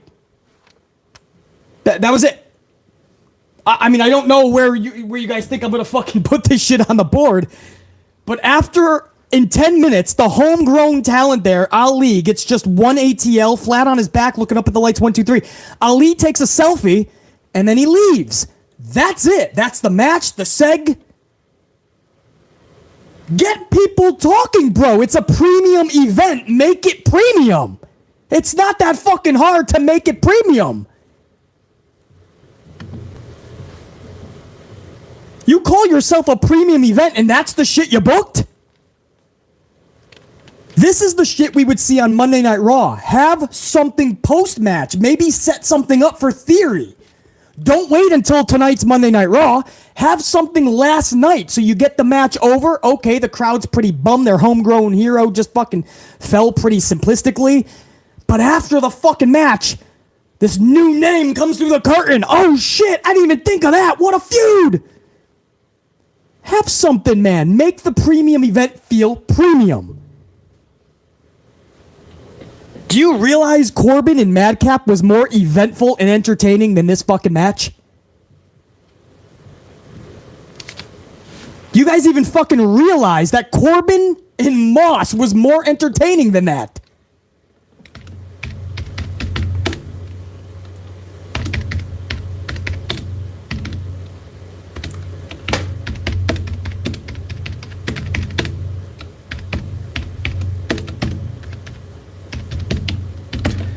Should Theory versus Ali go into the ugly column? I'm asking you guys. It's not going into the good. I don't know if I should put it in the bad or ugly. So this is one of those times where I'm going to take it to the unit. And I need at least 100 of you guys to participate in this vote. Within the next 30 seconds, if you look at the chat, there's going to be a question that I asked you guys in a poll. Asking the community, my AMP unit. I need at least 100 you guys. If you choose yes, I'm going to put this match into the ugly and not even think twice about it. Because you needed to do a lot more for these two. You needed to make Ali look good in defeat. You needed something more for Ali than just that W. And we needed to give a fuck more. But if you choose no, if you don't think it was to that level, it may be not good, but it wasn't ugly, BC, choose no. And we just pulled in 100 plus on the votes. And you guys are currently over 75% saying yes. BC should show no. No mulligan or slack at all for this company or for this match. My AMP unit is revved up, bro.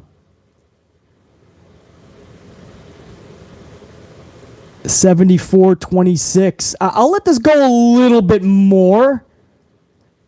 Because I'm letting you guys decide. By the way, there is no right or wrong. I'm not putting it into the good because there's not enough good to outweigh the bad. So it's not going into the good for BC, man. If you like the 10 minutes of wrestling between these two, there should have been a lot more. They can do a lot more in there, dude. 10 minutes is not going to suffice, and Ali, the way he lost, was just so simplistic. Of course, Theory has to win.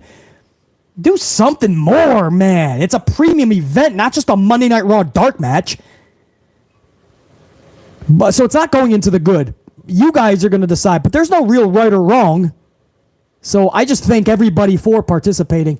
We're going toward $1.50 on the votes already, and it's still 75%. I think I'm going to end it there then, and you guys are speaking up pretty loudly.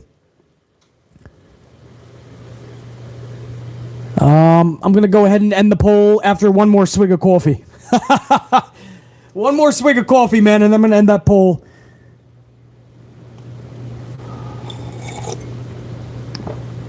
$75 still. Over 150 on the votes now. I think that's a good pace to end the poll. I'm going to end it right there, guys. Soon in the chat, you will see the results.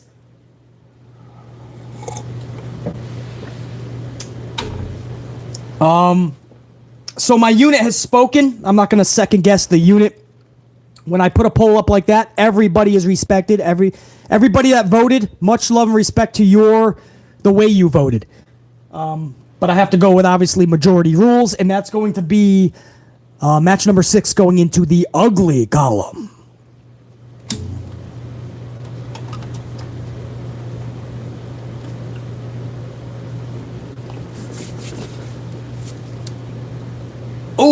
You know what just happened? Don't forget rule number 2, guys. Every ugly turns into 2 bads. So if you do your Steiner math, that's actually that's going to be two ugly. So that's going to become 4 bads. We're actually tied going into the main event. That sounds about fair, right? There was no care at all for this pay-per-view. It ended up being a little bit better than what the fucking paper said. As we go into the main event, I think that's a pretty fair board. 5 to 5, really. I think that's as fair as you can put this event. Again, Vince has nobody to blame but himself. He didn't allow people to give a fuck about this pay-per-view. So that's why a lot of people might think, well, BC, I actually didn't mind that show last night. I hear you. There was many times I didn't either. But that's a fair board because that's what happens when you don't make a pay-per-view that people even remember, care about. A lot of people didn't even remember it was on last night. You're going to get a lot of bads and uglies, man, when you book like trash. So thank you to my amplified unit for participating, man. I really do appreciate that because there's times where I know it ain't going in one column, but I'm kind of mixed on which I should put it. And that's cool that I have fucking the hundreds of you guys live. And the thousands that will catch this later realize that when we make that decision together, there's more substance behind it, man. Like, oh, fuck, BC is right, man. The amplified unit is correct. They should have done more with Ali in his hometown last night than just lose via one ATL in Chicago, flat on his back in 10 minutes. Could we just get a little more premium? You claim it's a premium event. Be premium. That's all we're asking, guys. We're not asking Vince McMahon to move mountains. We're asking for every match to just have some fun in it. That match had nothing, bro. But much love to Ali, of course, and Theory, man. This is nothing against Theory, man. I'm glad he's winning matches. I'm glad Theory has a bit of a rocket. I hope that continues. Theory is really coming into his own, man. Austin Theory is getting really, really just better and better. And I love seeing that. I say about that about Liv Morgan, anybody, man. I'm saying it about Roxy, who I've liked anyway in ROH. But seeing her get better and better down in NXT, man. Roxy. Yeah, that's right. I still call her Roxy. Roxy Perez. But I'll always say that, man. I love when people are just getting better and better.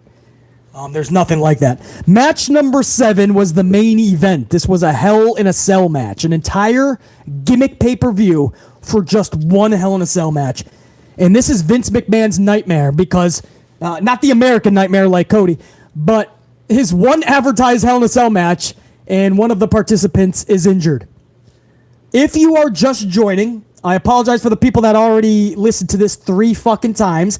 But I know on a live stream, especially when we're going toward 2 hours, there's people that come in and out. We started this in the AM, 11-something in the morning, with only 30 minutes of warning. I think there was like 29 minutes of warning. And I just put up a teaser saying we're going live in 30 minutes. So I know most people are going to catch this later this evening, tonight, after Raw. So I have to play this one more time. This is an actual doctor who went over this. Everything he is saying is everything that BC has always known about pec tears off the bone. Listen to this doctor and think twice before you just throw Vince McMahon under the bus or claim that WWE was so liable, reckless, and negligent. Maybe, just maybe, the doctors came together and said, actually, he can wrestle. It's just going to be really painful. And we don't think it's the best thing to do because we know the level of pain. But maybe Cody knew that and said, fuck it, I want in Vince. I'll have it no other way. And Vince trusted him and Seth Rollins. Listen to this doctor. Ruptures, that bruising on the skin extends all the way down the arm because the actual insertion of that tendon is out there on the arm bone. Beneath the pec major, we have a muscle called the pec minor. And this one actually originates from the ribs, but is going to insert up on the shoulder blade or the scapula. So 2 pec muscles, pec major, pec minor. In this case, it's the pec major that we see ruptured. And I will say this all looks very real. The bruising pattern looks completely legit. The color distribution looks completely legit. So I don't think there's anything about this that looks artificial, like it's just makeup that was made to sort of build up the story. This looks like a very complete, legitimate injury, just like what we would see when the pec ruptures. So now the big question, right? Everybody wants to know who in the world this doctor was that cleared Rhodes to go out there and wrestle. They're, of course, calling him heroic for being out there, and I'd agree. And this gets into a little bit of a tricky conversation because on one hand, when the pec tendon is completely ruptured, you're not going to necessarily make that individual injury any worse whenever you go out there and wrestle. Yep. It's already ruptured. You already know you need an operation. And so you're not really going to make that worse in and of itself. The bigger thing is going to be the pain. It's going to be the limitations in the function and the range of motion. The nice thing, if this happened more recently, he probably hasn't stiffened up enough yet to truly be affected by the range of motion. It's really going to be a pain question. Thank you, doctor. There you go, guys. This is the fourth time I played that. I don't know any other way to tell people, relax. We always drag Vince McMahon and WWE for justified reasons. The product has sucked for the better part of 10 years. This is one of those situations we can be happy that they made the right call and they let Cody Rhodes decide and Seth Rollins decide, work it out, don't overcompensate, don't put Rollins in a bad predicament, and everybody went out there and was professional. Vince let the grown-ups do what the doctor said they actually can do. Any reputable doctor will tell you there's no more damage that can be done to the pec. It's done. In fact, the doctors will tell you it was done early enough that he still had some rotation, which is what he had last night. So if that match was going to happen, if that match was tonight, you maybe did not see Cody Rhodes, guys. If that was one day later, maybe they make the move not to have Cody in the match. But he did have it. It was all just about pain. So I hope you guys understand, man. I'm all for if you want to drag Vince McMahon. Dude, have at it. I ain't going to lose any sleep. I probably will agree with you most of the time. But this is one of those situations where anybody that is blaming WWE for allowing Cody to wrestle last night, they don't have a fucking clue what they're actually talking about. Like, factually, they're ignorantly commenting on the situation. They're not better than all the doctors, bro. And they're not better than what Cody Rhodes and Seth Rollins knew. Trust me, Vince McMahon now has the board to answer to. Vince McMahon is all about making every penny. Vince McMahon would never allow that if he truly thought the company was going to be liable in some devastating way. Never. If a paper cut occurs and the doc says, fuck no. Vince doesn't care if he's got to put fucking Hornswoggle in there. He don't give a shit. People think he had no other option. It was just Cody. Well, trust me, the roster is pretty slim. Great talent, but they're all booked like bums, so nobody cares about the talent. So even if you put Drew McIntyre in that main event, nobody would care. But Vince doesn't give a fuck if it's a big name. He'll put Hornswoggle, call it a day. He already got your money. This was about Cody Rhodes being stubborn enough and saying, I will deal with the pain. And Cody Rhodes win in there, man. So I'm all for people dragging WWE because Vince McMahon needs to wake up. But this is not a situation. This is not the circumstance where they should be being dragged. I am glad Cody Rhodes was able to be a man last night, to be a human being, a grown-up, to make his own decision, bro. Cody Rhodes said, I'll take it. Let's rock. Seth Rollins said, cool. Let's do X, Y, and Z. Make sure you don't get fucking hurt by overcompensating. Make sure you don't put me in a bad predicament. And we can pull this off. And they had a fun fucking Hell in a Cell match. The best Hell in a Cell match out of the last four. And you guys remember the 3 over the same weekend last year. You put all 3 of those Hell in a Cell matches together. This one beat that. So that's the fucking story. Cody Rhodes just proved that he is one tough son of a bitch. Cody Rhodes became a legend last night. I'm literally using that word because years and years from now, parents will be telling their kids the story about how they once saw Cody Rhodes bruised on his entire right fucking upper body, tore his pec off of his bone, and didn't just wrestle a match. He was inside a hell in a cell. Straps to the fuck. That's what I mean about it's just pain, guys. You think doctors, even if they're going to let him wrestle, they're going to cookie cutter it. No, he was taking cowbells to the fucking chest. Straps, belts, table spots. That's what I mean. It was all just about pain. That's what this injury is. It's just pain. Can you take it? Cody says, yes. Let me go out there, Vince. Vince checked with the doctors again. Are you sure? Are you sure he can do this? Yeah, absolutely. I don't necessarily recommend it, but yeah, there's no reason. If he can take the pain, there's no reason he can't get through that match. So Vince let Rollins and Cody make that decision for them. I just love everything about that. I already put that into a fucking good at the beginning of the night, though. So I'm not going to or beginning of the stream. So I'm not going to do that again. We're just going to talk about this fucking match.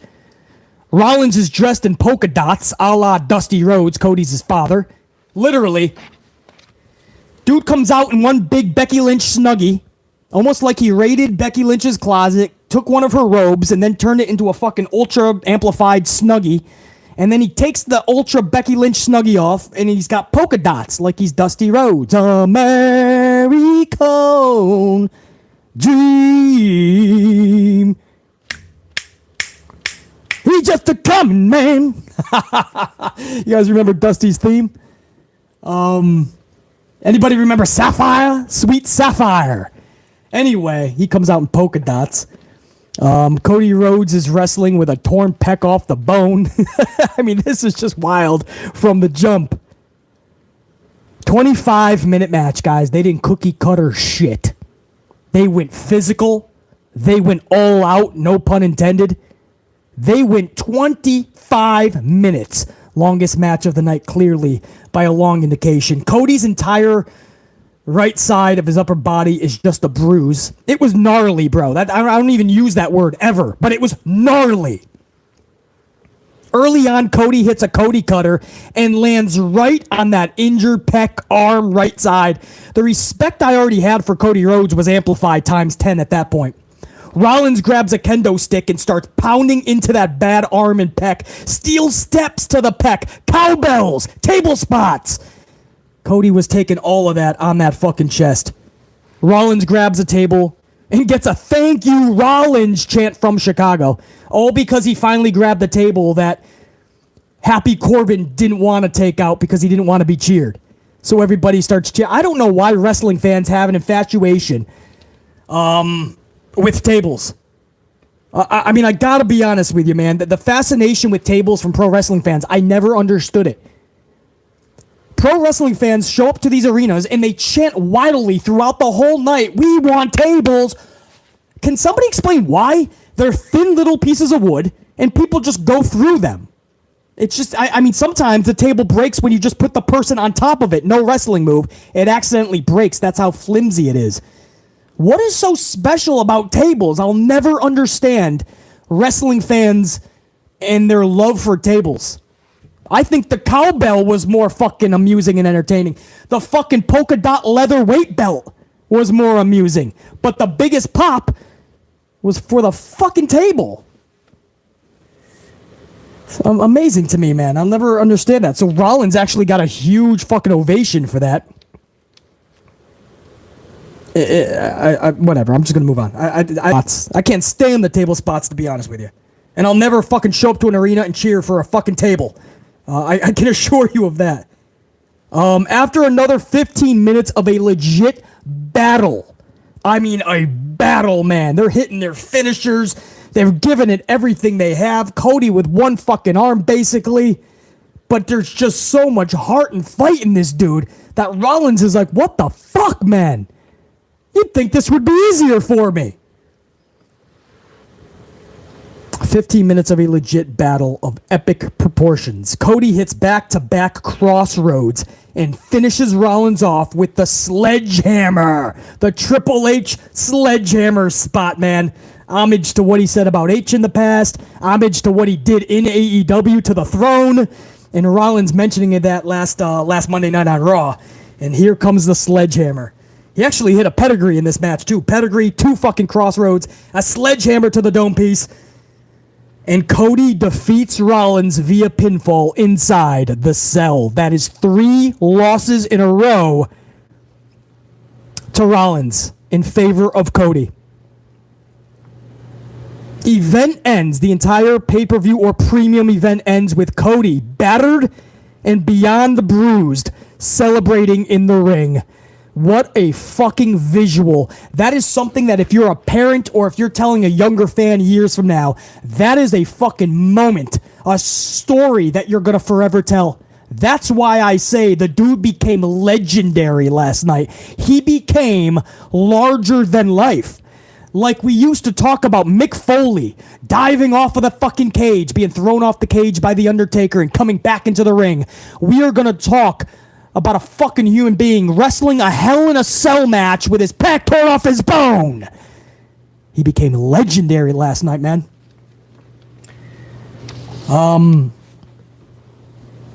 I can't say enough about this. This is going to get... This isn't just good, guys. This is absolutely fun. This is the first time in years, I think, that I've complimented Vince McMahon and WWE in this way. But I am so glad that they got all the information that they needed. Everybody's side of the story, and Vince McMahon, WWE, allowed Cody to have that moment. And Rollins, when you think about it. To have that match, to have that moment. I cannot be more ecstatic that that happened, that they were allowed to be in that match, and Cody Rhodes being as tough as he fucking was last night, man. Cody Rhodes, I was already a fan. I mean, this guy proved that he is just larger than life, man. And now, when we see him next time, when that music hits, watch that ovation. This wasn't just good, man. What Cody Rhodes did in that ring last night, and much love to Rollins as well, and for the decisions that were made, that goes into the great column, but I don't have a great column because WWE doesn't do enough great things. They do enough ugly, so we have an ugly. So when there's a great, just like when there's an ugly and it gets turned off into two bads, every ugly, every great turns into two goods. So that 5 is going to jump a 6 and turn into a 7. Now we're going to take the uglies, because that was the main event. We're going to cross every ugly out and make them into 2 bads apiece. So 2 uglies is going to turn into 4 bads. 4 plus 1 that was already in the bad is going to turn into 5. Because of Cody Rhodes' legendary performance last night, this premium event just squeaked by. Thanks to Cody's great performance, this is a 7-5 board. It's as fair as I can be with you. I totally understand if people are not totally on board with that board. Maybe you have a couple of numbers elsewhere or flipped. And maybe you guys just have everything ugly, which would not be exactly accurate, but I have to respect that board because I totally fucking I understand the frustration with this company. But if I'm doing this fairly, guys, it was even going into the main event. And then what Cody Rhodes and Rollins did in that ring, it just became legendary. And that's something that I don't think we'll ever see that again because, guys, this is the one injury you can do something like this, a torn pec, and not injure it more in a wrestling match like Hell in a Cell.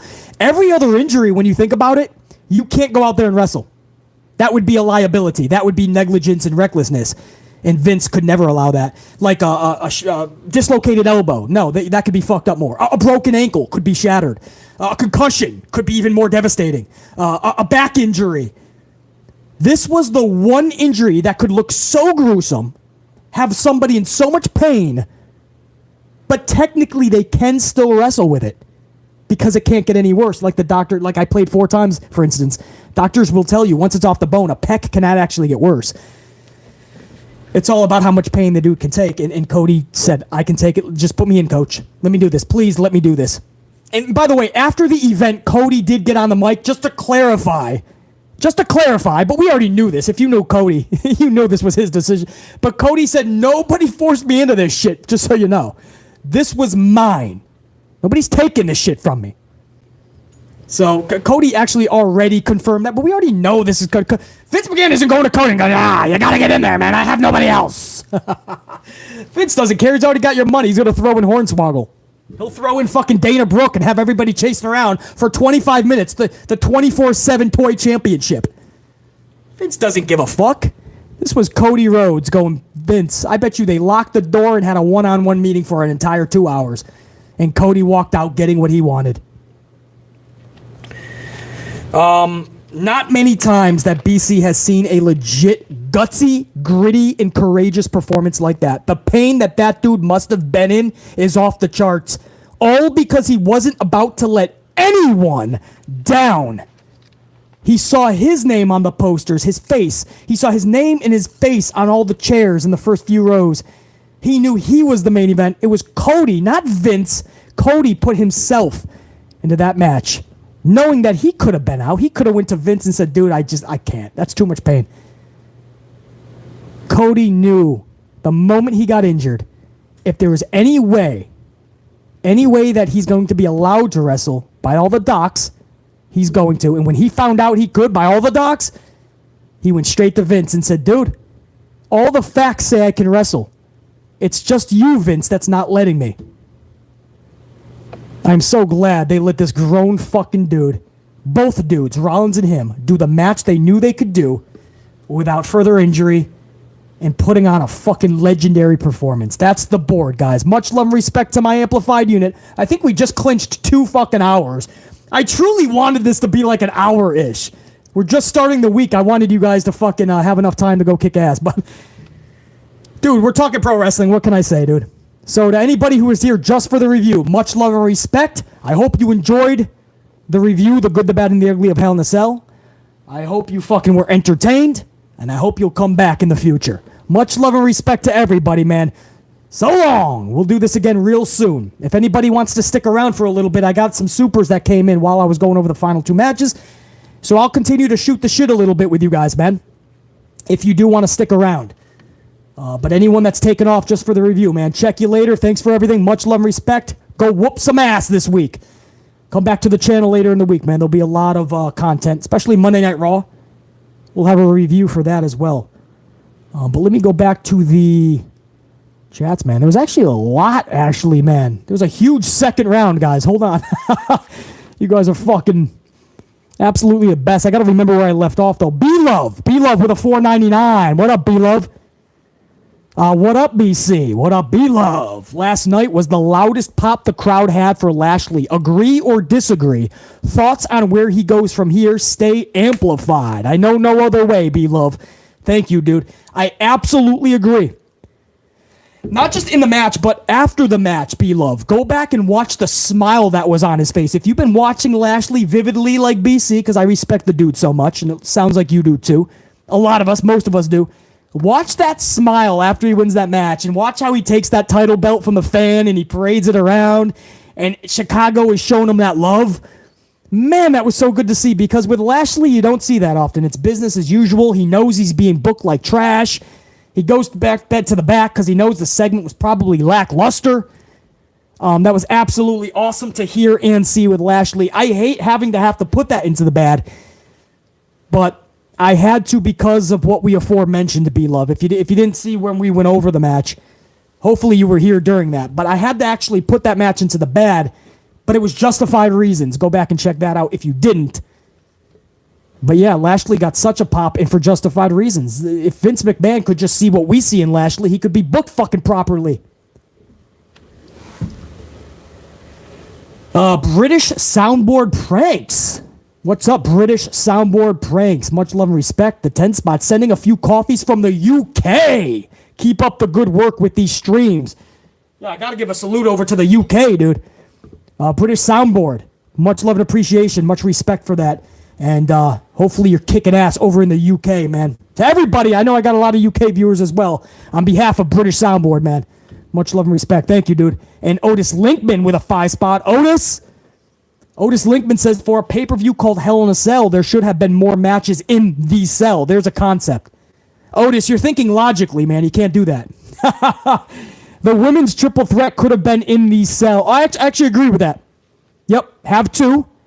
Open the night up with it, end the night. I absolutely agree with that, Otis Linkman. I didn't even think about that either. I didn't put too much thought into the schmaz at all, to be honest. I respect all 3 of those ladies, Becky, Liv, Bianca. In fact, that actually got a good in the column. So I respect them, and they actually put on a good match, but I didn't care about it enough to think, damn, that should have been in a cell. So Otis Linkman, you're 1,000,000% correct. That absolutely should have opened the night in the cell. No reason they didn't have that. PB Sillapride, $9.99. PB Sillapride says, in the 80s and 90s, someone hosted the pay-per-view. We pitched in for the cost, and 1 to 2 dozen of us would watch together. Now, if and when I watch a pay-per-view, I'm all done. This is one big reason the fun is gone. 100%, man. You're talking about the parties, PB Silver Pride. That's because everybody was excited. Like you said, they were fun. So PB Silver Pride is right. Back when we were, I'll just use the 90s, for instance. You all went to your friend's house, man, because you wanted to watch together, not because you were just cheap, but you did all pitch in. But, I mean, you had to watch together. It was fun, man. I still remember all the ECW pay-per-views when they started doing like the barely legals and all that shit, you know, and I'd go over to my buddy's house. There'd be several of us, and it would just be a wild fucking night of pay-per-view. Man, PB Silver Pride. Man, oh man. What we wouldn't do to get those days back, dude. PB Silver Pride, no fucking doubt. Jay, $4.99. What up, Jay? Much respect to Cody for wrestling injured, but Rollins cannot lose anymore. Jay, 1,000,000% agree. Cody, he had to win that. I don't care if it's 10 times in a row. If it's going to be Cody and Rollins, Cody cannot lose these matches right now. So he had to win, but I completely agree, Jay. No matter where Rollins goes next feud-wise, he has to get a collection of W's. He did the deed 3 times to Cody. He did everything he was asked to do. Now it's time to pay that forward for Rollins. So, Jay, I absolutely agree. Sheriff Rivers, another 5. Sheriff Rivers, let me give a salute. Sheriff Rivers says, so only one match inside the cell. LOL. Yeah, dude. Otis Linkman had a good idea, though. They should have put the ladies in there. But no, this was one fucking match. And they actually put the title of Hell in a Cell. That's what they called the pay-per-view. Last year, who was that? Sheriff Rivers. Last year, they had a Hell in a Cell match on Monday Night Raw right before, or I think it was before the pay-per-view, Hell in a Cell. So they had a Hell in a Cell during Raw and a Hell in a Cell on SmackDown right after. So you talk about pimping out your fucking themed pay-per-view, your gimmick pay-per-view, to the point where nobody takes it seriously anymore. And Sheriff Rivers with another 5 spot says, I personally think that 6-man tag should have been inside the cell as well. I'll take that even. I think I like the 3 ladies kicking off the night in the cell a little more. But Sheriff Rivers, you could... I know one of my tried and trues, Tori Lachey. I don't know if she's in here now, but Tori Lachey brought that up during one of our last Good, the Bad, and the Uglies, or for WWE's last pay-per-view, maybe. But she brought that up. She was like, just picture those 6 inside of a cell. And I was like, fuck, let's do it. Do it properly, but those names, Liv Morgan, Styles, Balor taking on Judgment Day inside the cell, fuck yeah, we can rock that. Vince decided to not go with Otis Linkman's idea or Sheriff Rivers' idea. Thank you guys. But K-Juan McNeil, K-Juan, 20 spot, man. Several fucking coffees. Let me give a salute over to K-Juan McNeil. K1, I appreciate that, man. ABC, I just want to say thank you and Amp Unit for the love y'all show me on graduating. So I'm going to show you that love right back. Red Team, go! That's right, dude. One of my last streams, I think it was my last one, K1 told us he was graduating. We showed that love up in there. BC even give a performance of his Macho Man Randy Savage graduation theme song, didn't I? So K1, much love and respect. Congratulations again on the graduation, man. Thank you for the coffees. Never needed. Always appreciated. Appreciate the tip. But I'm just glad that you actually kicked ass and graduated, man. BC never did. I always I made some bad decisions, and I was a bad kid. I was always fucking shit up when I was younger. I went back and got one of those little paper GEDs, though. So BC went back. K1 McNeil, congratulations on graduating, dude. Much love and respect. The unit's showing you some more love, too. I don't know if you could see it up in the chat, but there's even more love coming at you, K1. So, much love and respect, as always, right back to you, dude. Congratulations again. Sean is up in here with a couple of 5 spots, man. Sean says Seth doing the job for Cody is similar to Triple H doing the job for Batista for 3 straight pay-per-views in 2005. WrestleMania 21, Backlash, and then Vengeance inside the cell. Sean, I forgot about that because I'm not used to Triple H doing the job for many people. He's usually very selfish, and it's all just about him, so I forgot he did that for Batista. But I'm going to take your fucking word for it, and that's something, bro. Sean also says with a 5 spot, Bray should return under 4 conditions. Number 1, full control over character. Fuck yes, agree. Number 2, opt-out clause after 18 months like Mysterio. Fuck yeah, I agree. 3, proper booking. I agree. And number 4, more money. I agree on all of that, Sean. Sean, you gotta be his fucking agent, dude. I'm fucking up for all. I'm sure Bray Wyatt's loving that shit, dude. Who do we got here? Adanija Mipinga. Hopefully I said that correctly, man. Adanija 199. Ali loses every match wrestled in Chicago. Hashtag curse. Some Stranger Things curse going on there. Adanija, no doubt, bro. I've noticed that too, where Vince almost likes to humiliate people in their hometowns anyway. But the Ali booking in Chicago of all places, bro, you have to. That's one of those things where you have to read the crowd. Ali has to look good. That's why I put it where I put it, guys. You guys actually put that match where it went. You guys put that into the ugly. That wasn't even BC. I said for sure it wasn't going into the good. But that's why it went into the ugly. It wasn't because of lack of respect or thinking Theory should have won. No doubt Theory should have won. You have to make Ali look better than that.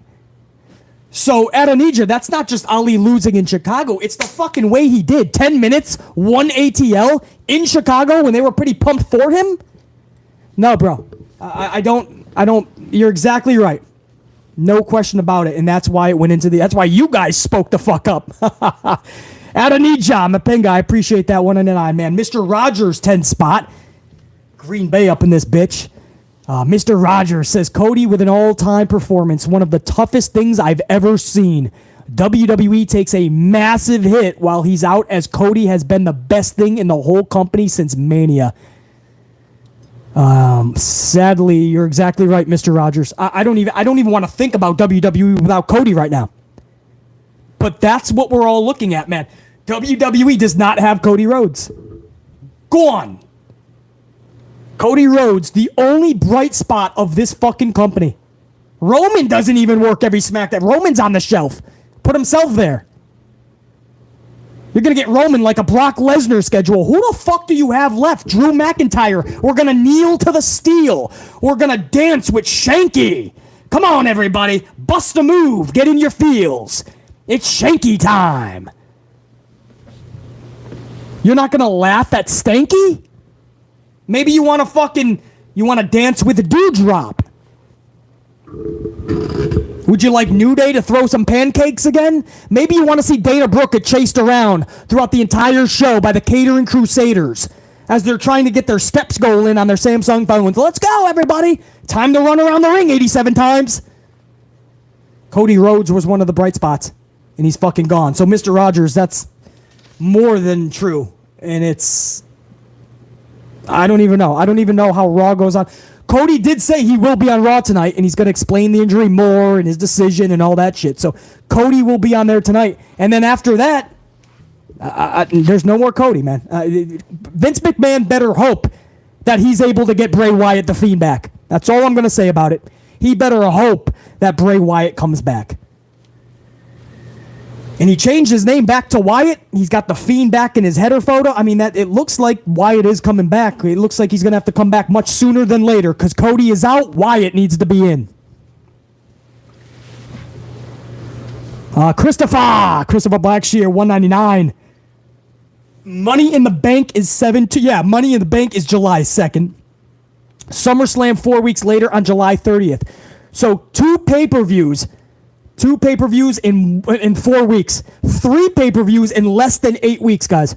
If you count last night, in under 4 weeks, you have Money in the Bank, and then less than 4 weeks after that, you have SummerSlam. 3 pay-per-views, less than 8 weeks. And then Christopher also includes Clash at the Castle, which is September 3rd. So technically, you can say 4 pay-per-views in 12 weeks. And then you wonder why nobody has time to give a shit, and the company starts to get overwhelmed if they get too creative. Too creative for this company is one fucking good storyline. And then they start smoking. Literally, they start fucking, it's like an overload. System going into overdrive, can't handle any more creativity. System is shutting down. That's WWE Creative, one by one. Creative Writer 512, yeah. Creative Writer 613, yeah. Creative Writer 652, yeah. All on one storyline. Because what the fuck are you going to tell your creative staff? We need 4 pay-per-views. We need you to write 4 pay-per-views in 12 weeks. Yeah, that's going to happen. And then you wonder why we're in the predicament we are, where my own audience says, BC, I forgot there was even a Hell in a Cell pay-per-view last night. How bad is that? We should be excited for these things like we were back in the day. When you woke up on a pay-per-view morning, it was like a holiday. Now, fucking people forget there's even a pay-per-view because it's forgettable. Anyway, I already talked about this, but Christopher, thank you for that list, man. Absolutely. Money in the Bank, July 2nd, SummerSlam 7:30, July 30th, Clash at the Castle 9:30. Unreal. Mr. Rogers, another 5 spot. Also, Raw will probably suck as usual tonight. However, it is in Green Bay, so an excuse for me to say, go, Pack, go. Is it in Green Bay, bro? It's in Green Bay tonight. I always love that. I wonder if Adam Pearce is going to have his little Green Bay tie on like he had last time.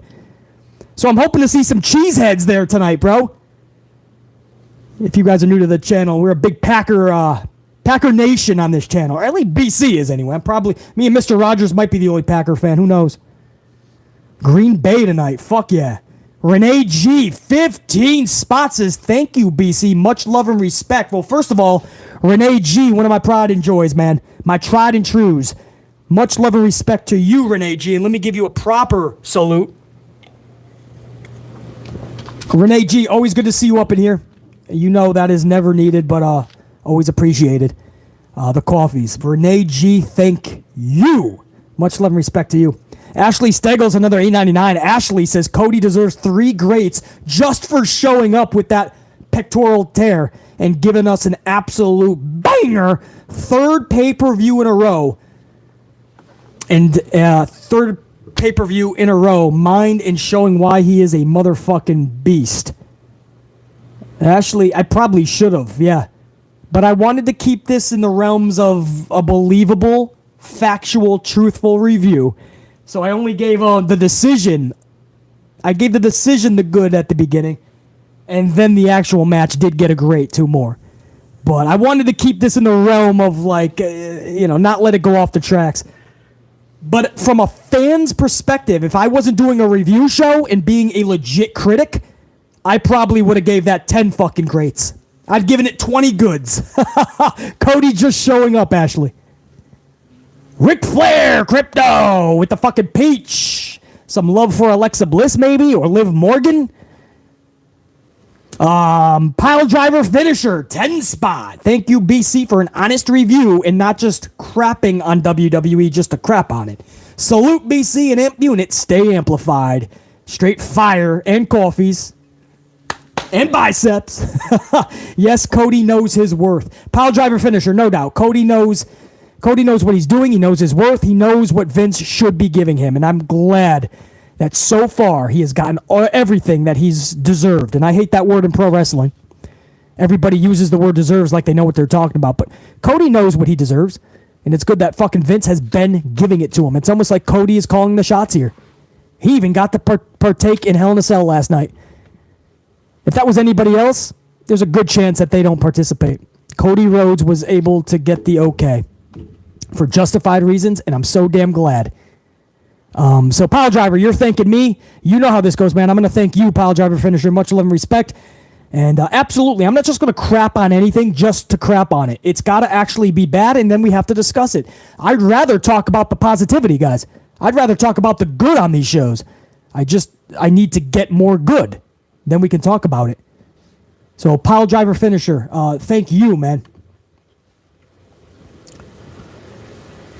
While I was going over the second round, guys, there was a couple more. Sheriff Rivers with a 3 spot and a 5 spot. Sheriff Rivers says Jeff talking about his 24/7 segment was funny, LOL. What did he say about it, Sheriff? I don't think I caught it.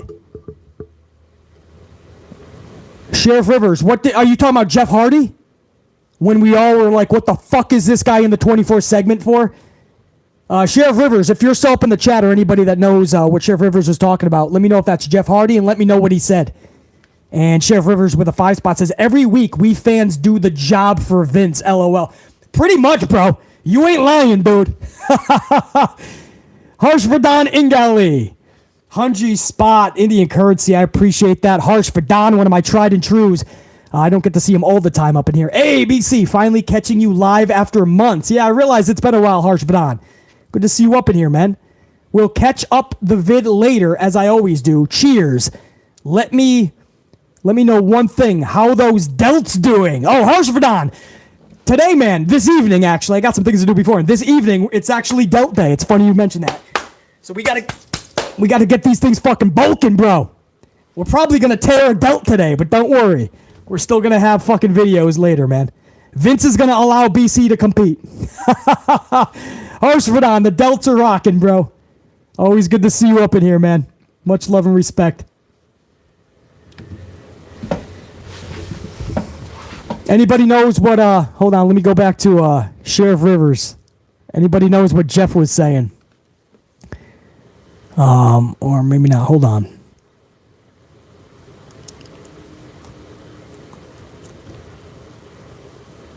Jeff Hardy. Yeah, you guys are talking about, what did he say? What did Hardy say about the 24/7 segment he was in?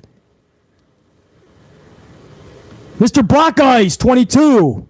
What's up, Mr. Black Eyes? We're about to end the stream in a few minutes, but it's good to see Mr. Black Eyes 22 up in here. Thank you for the love, bro. Right back to you. Wonder what's next for Seth now. Mr. Black Eyes 22, I don't know, man, but they have to play this careful because he just lost 3 in a row to Cody. We all can admit, if you're going to make that match, Cody has to win. We know that. But, bro, there is no way Rollins can lose another match till, like, fucking Survivor Series at this point. So I wish I could answer you better, bro, but whatever it is, this now needs to be Seth Rollins' regroup tour throughout the summer.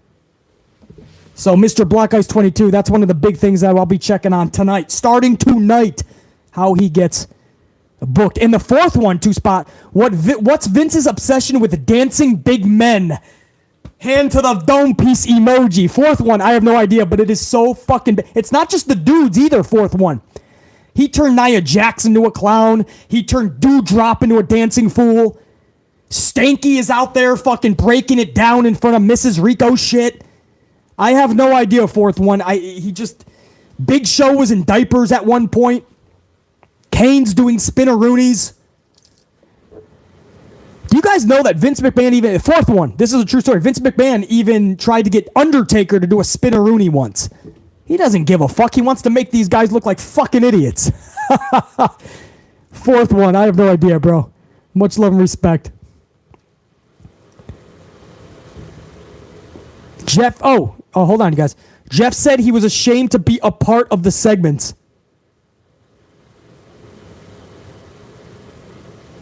Yeah. Oh, he's actually admitting that. Of course he was, bro. We said that when we saw Jeff Hardy. We say that about a lot of these people. Do you remember Ember Moon running around chasing the 24/7 title and then she got the leg injury? A lot of people don't remember how Ember Moon got that leg injury. She was chasing the 24/7 title when she had no business being in the 24/7. She already got her steps going. Ember Moon, Athena, is one of the best female wrestlers you're ever going to witness. You're ever going to see. Go back and watch her match on Rampage this past week. Go back and watch Athena, man.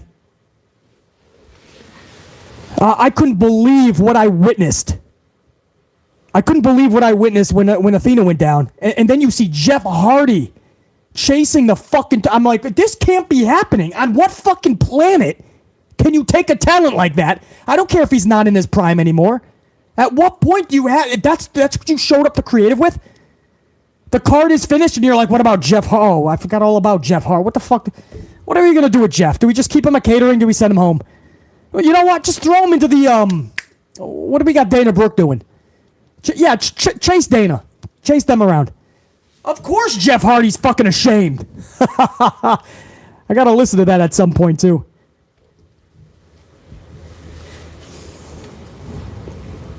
Oh, Sheriff Rivers with another 5-spot coffee. Sheriff Rivers, much love and respect, as I already fucking sent out to you, but we're gonna rock again with another coffee. Jeff also can't remember Double or Nothing. What the fuck is happening? Wait, what do you... Are you mean like he really doesn't remember Double or Nothing, the last pay-per-view? Sheriff Rivers, was that in his interview? Did he actually say he can't remember Double or Nothing?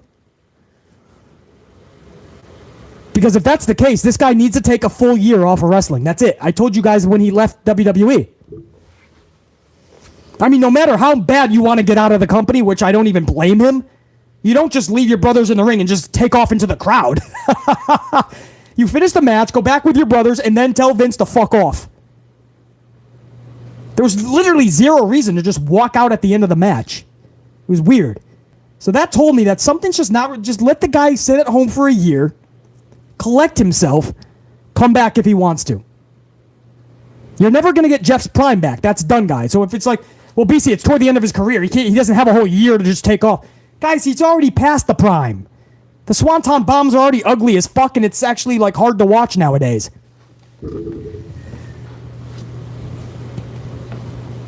So if he got so hurt that he couldn't...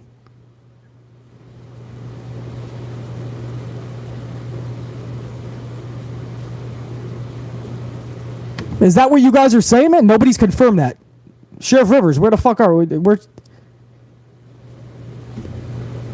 Anyway, I'm going to go by what Sheriff Rivers is saying with that 5-spot super chat, man. Jeff also can't remember Double or Nothing. What the fuck is happening? If that's true, which, Sheriff Rivers, you must have already heard it, man. If he doesn't remember it, then he needs to take a year. That's it. This guy is so hurt. Let's not forget that he already has fucking issues to obtain to. Wow, Sheriff Rivers confirms that with yes. Wow, man. I didn't hear any of that, Sheriff Rivers. So, I mean, that's what BC said all along, man. Jeff Hardy needs to just relax, man. He needs to fucking chill out for a long period of time. Professional wrestling right now is fucking depleting Jeff Hardy. It is fucking this dude up way worse than a pec tear off the bone that Cody just endured. That's right. I'll say it again, man. Jeff Hardy right now is way more injured in so many ways than fucking Cody Rhodes. If you don't remember the last pay-per-view that you were just in, that tells you something, guys. He needs a long, long fucking hiatus. And we love Jeff Hardy, man. Much love. But this is what we do in 2022, right? We tell everyone what to do, right? We're looking out for everybody. Right? Fuck Vince for letting Cody go into the match. Nah, man. Let them do what they're going to do. That's what everybody told me about Jeff Hardy. The problem with Hardy is every fucking 2 weeks we're hearing something new.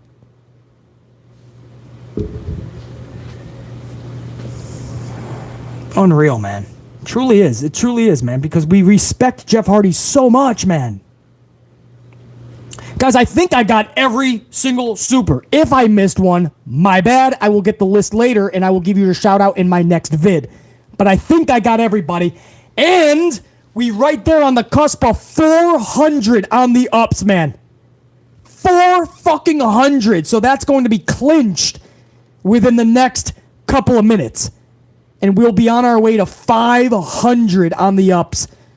And we'll be on our way to that while we were live.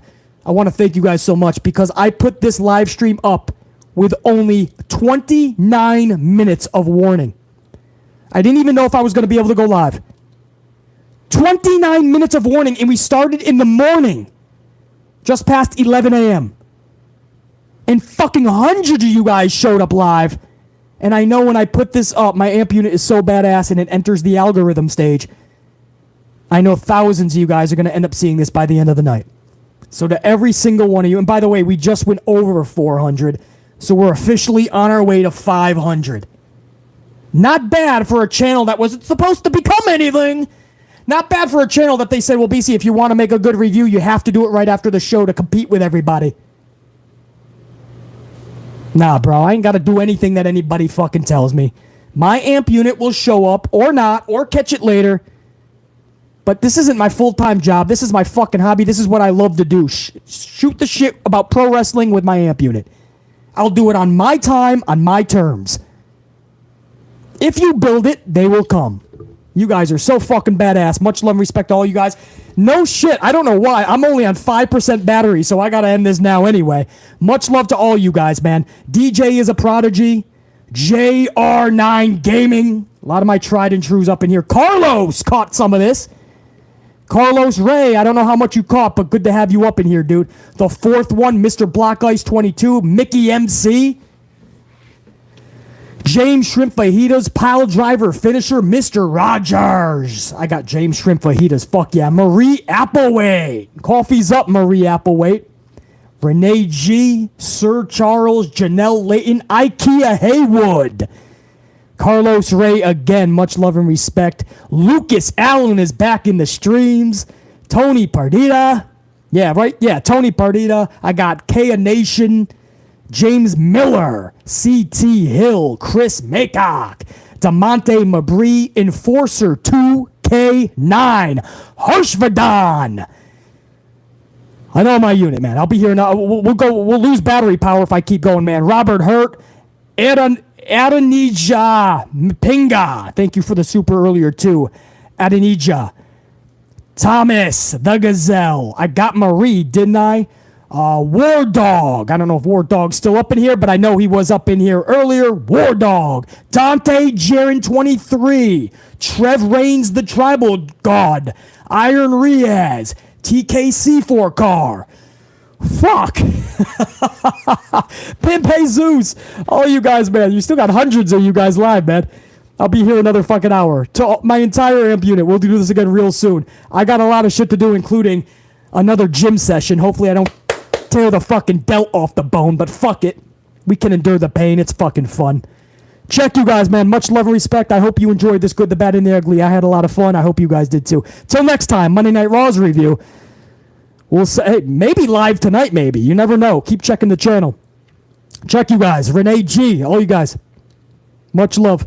I can't play it out. I have no battery left, man. I can't even have Sasha play us out. BC's just going to have to say, check you. Much love, man. What a stream. You guys are the best. Out.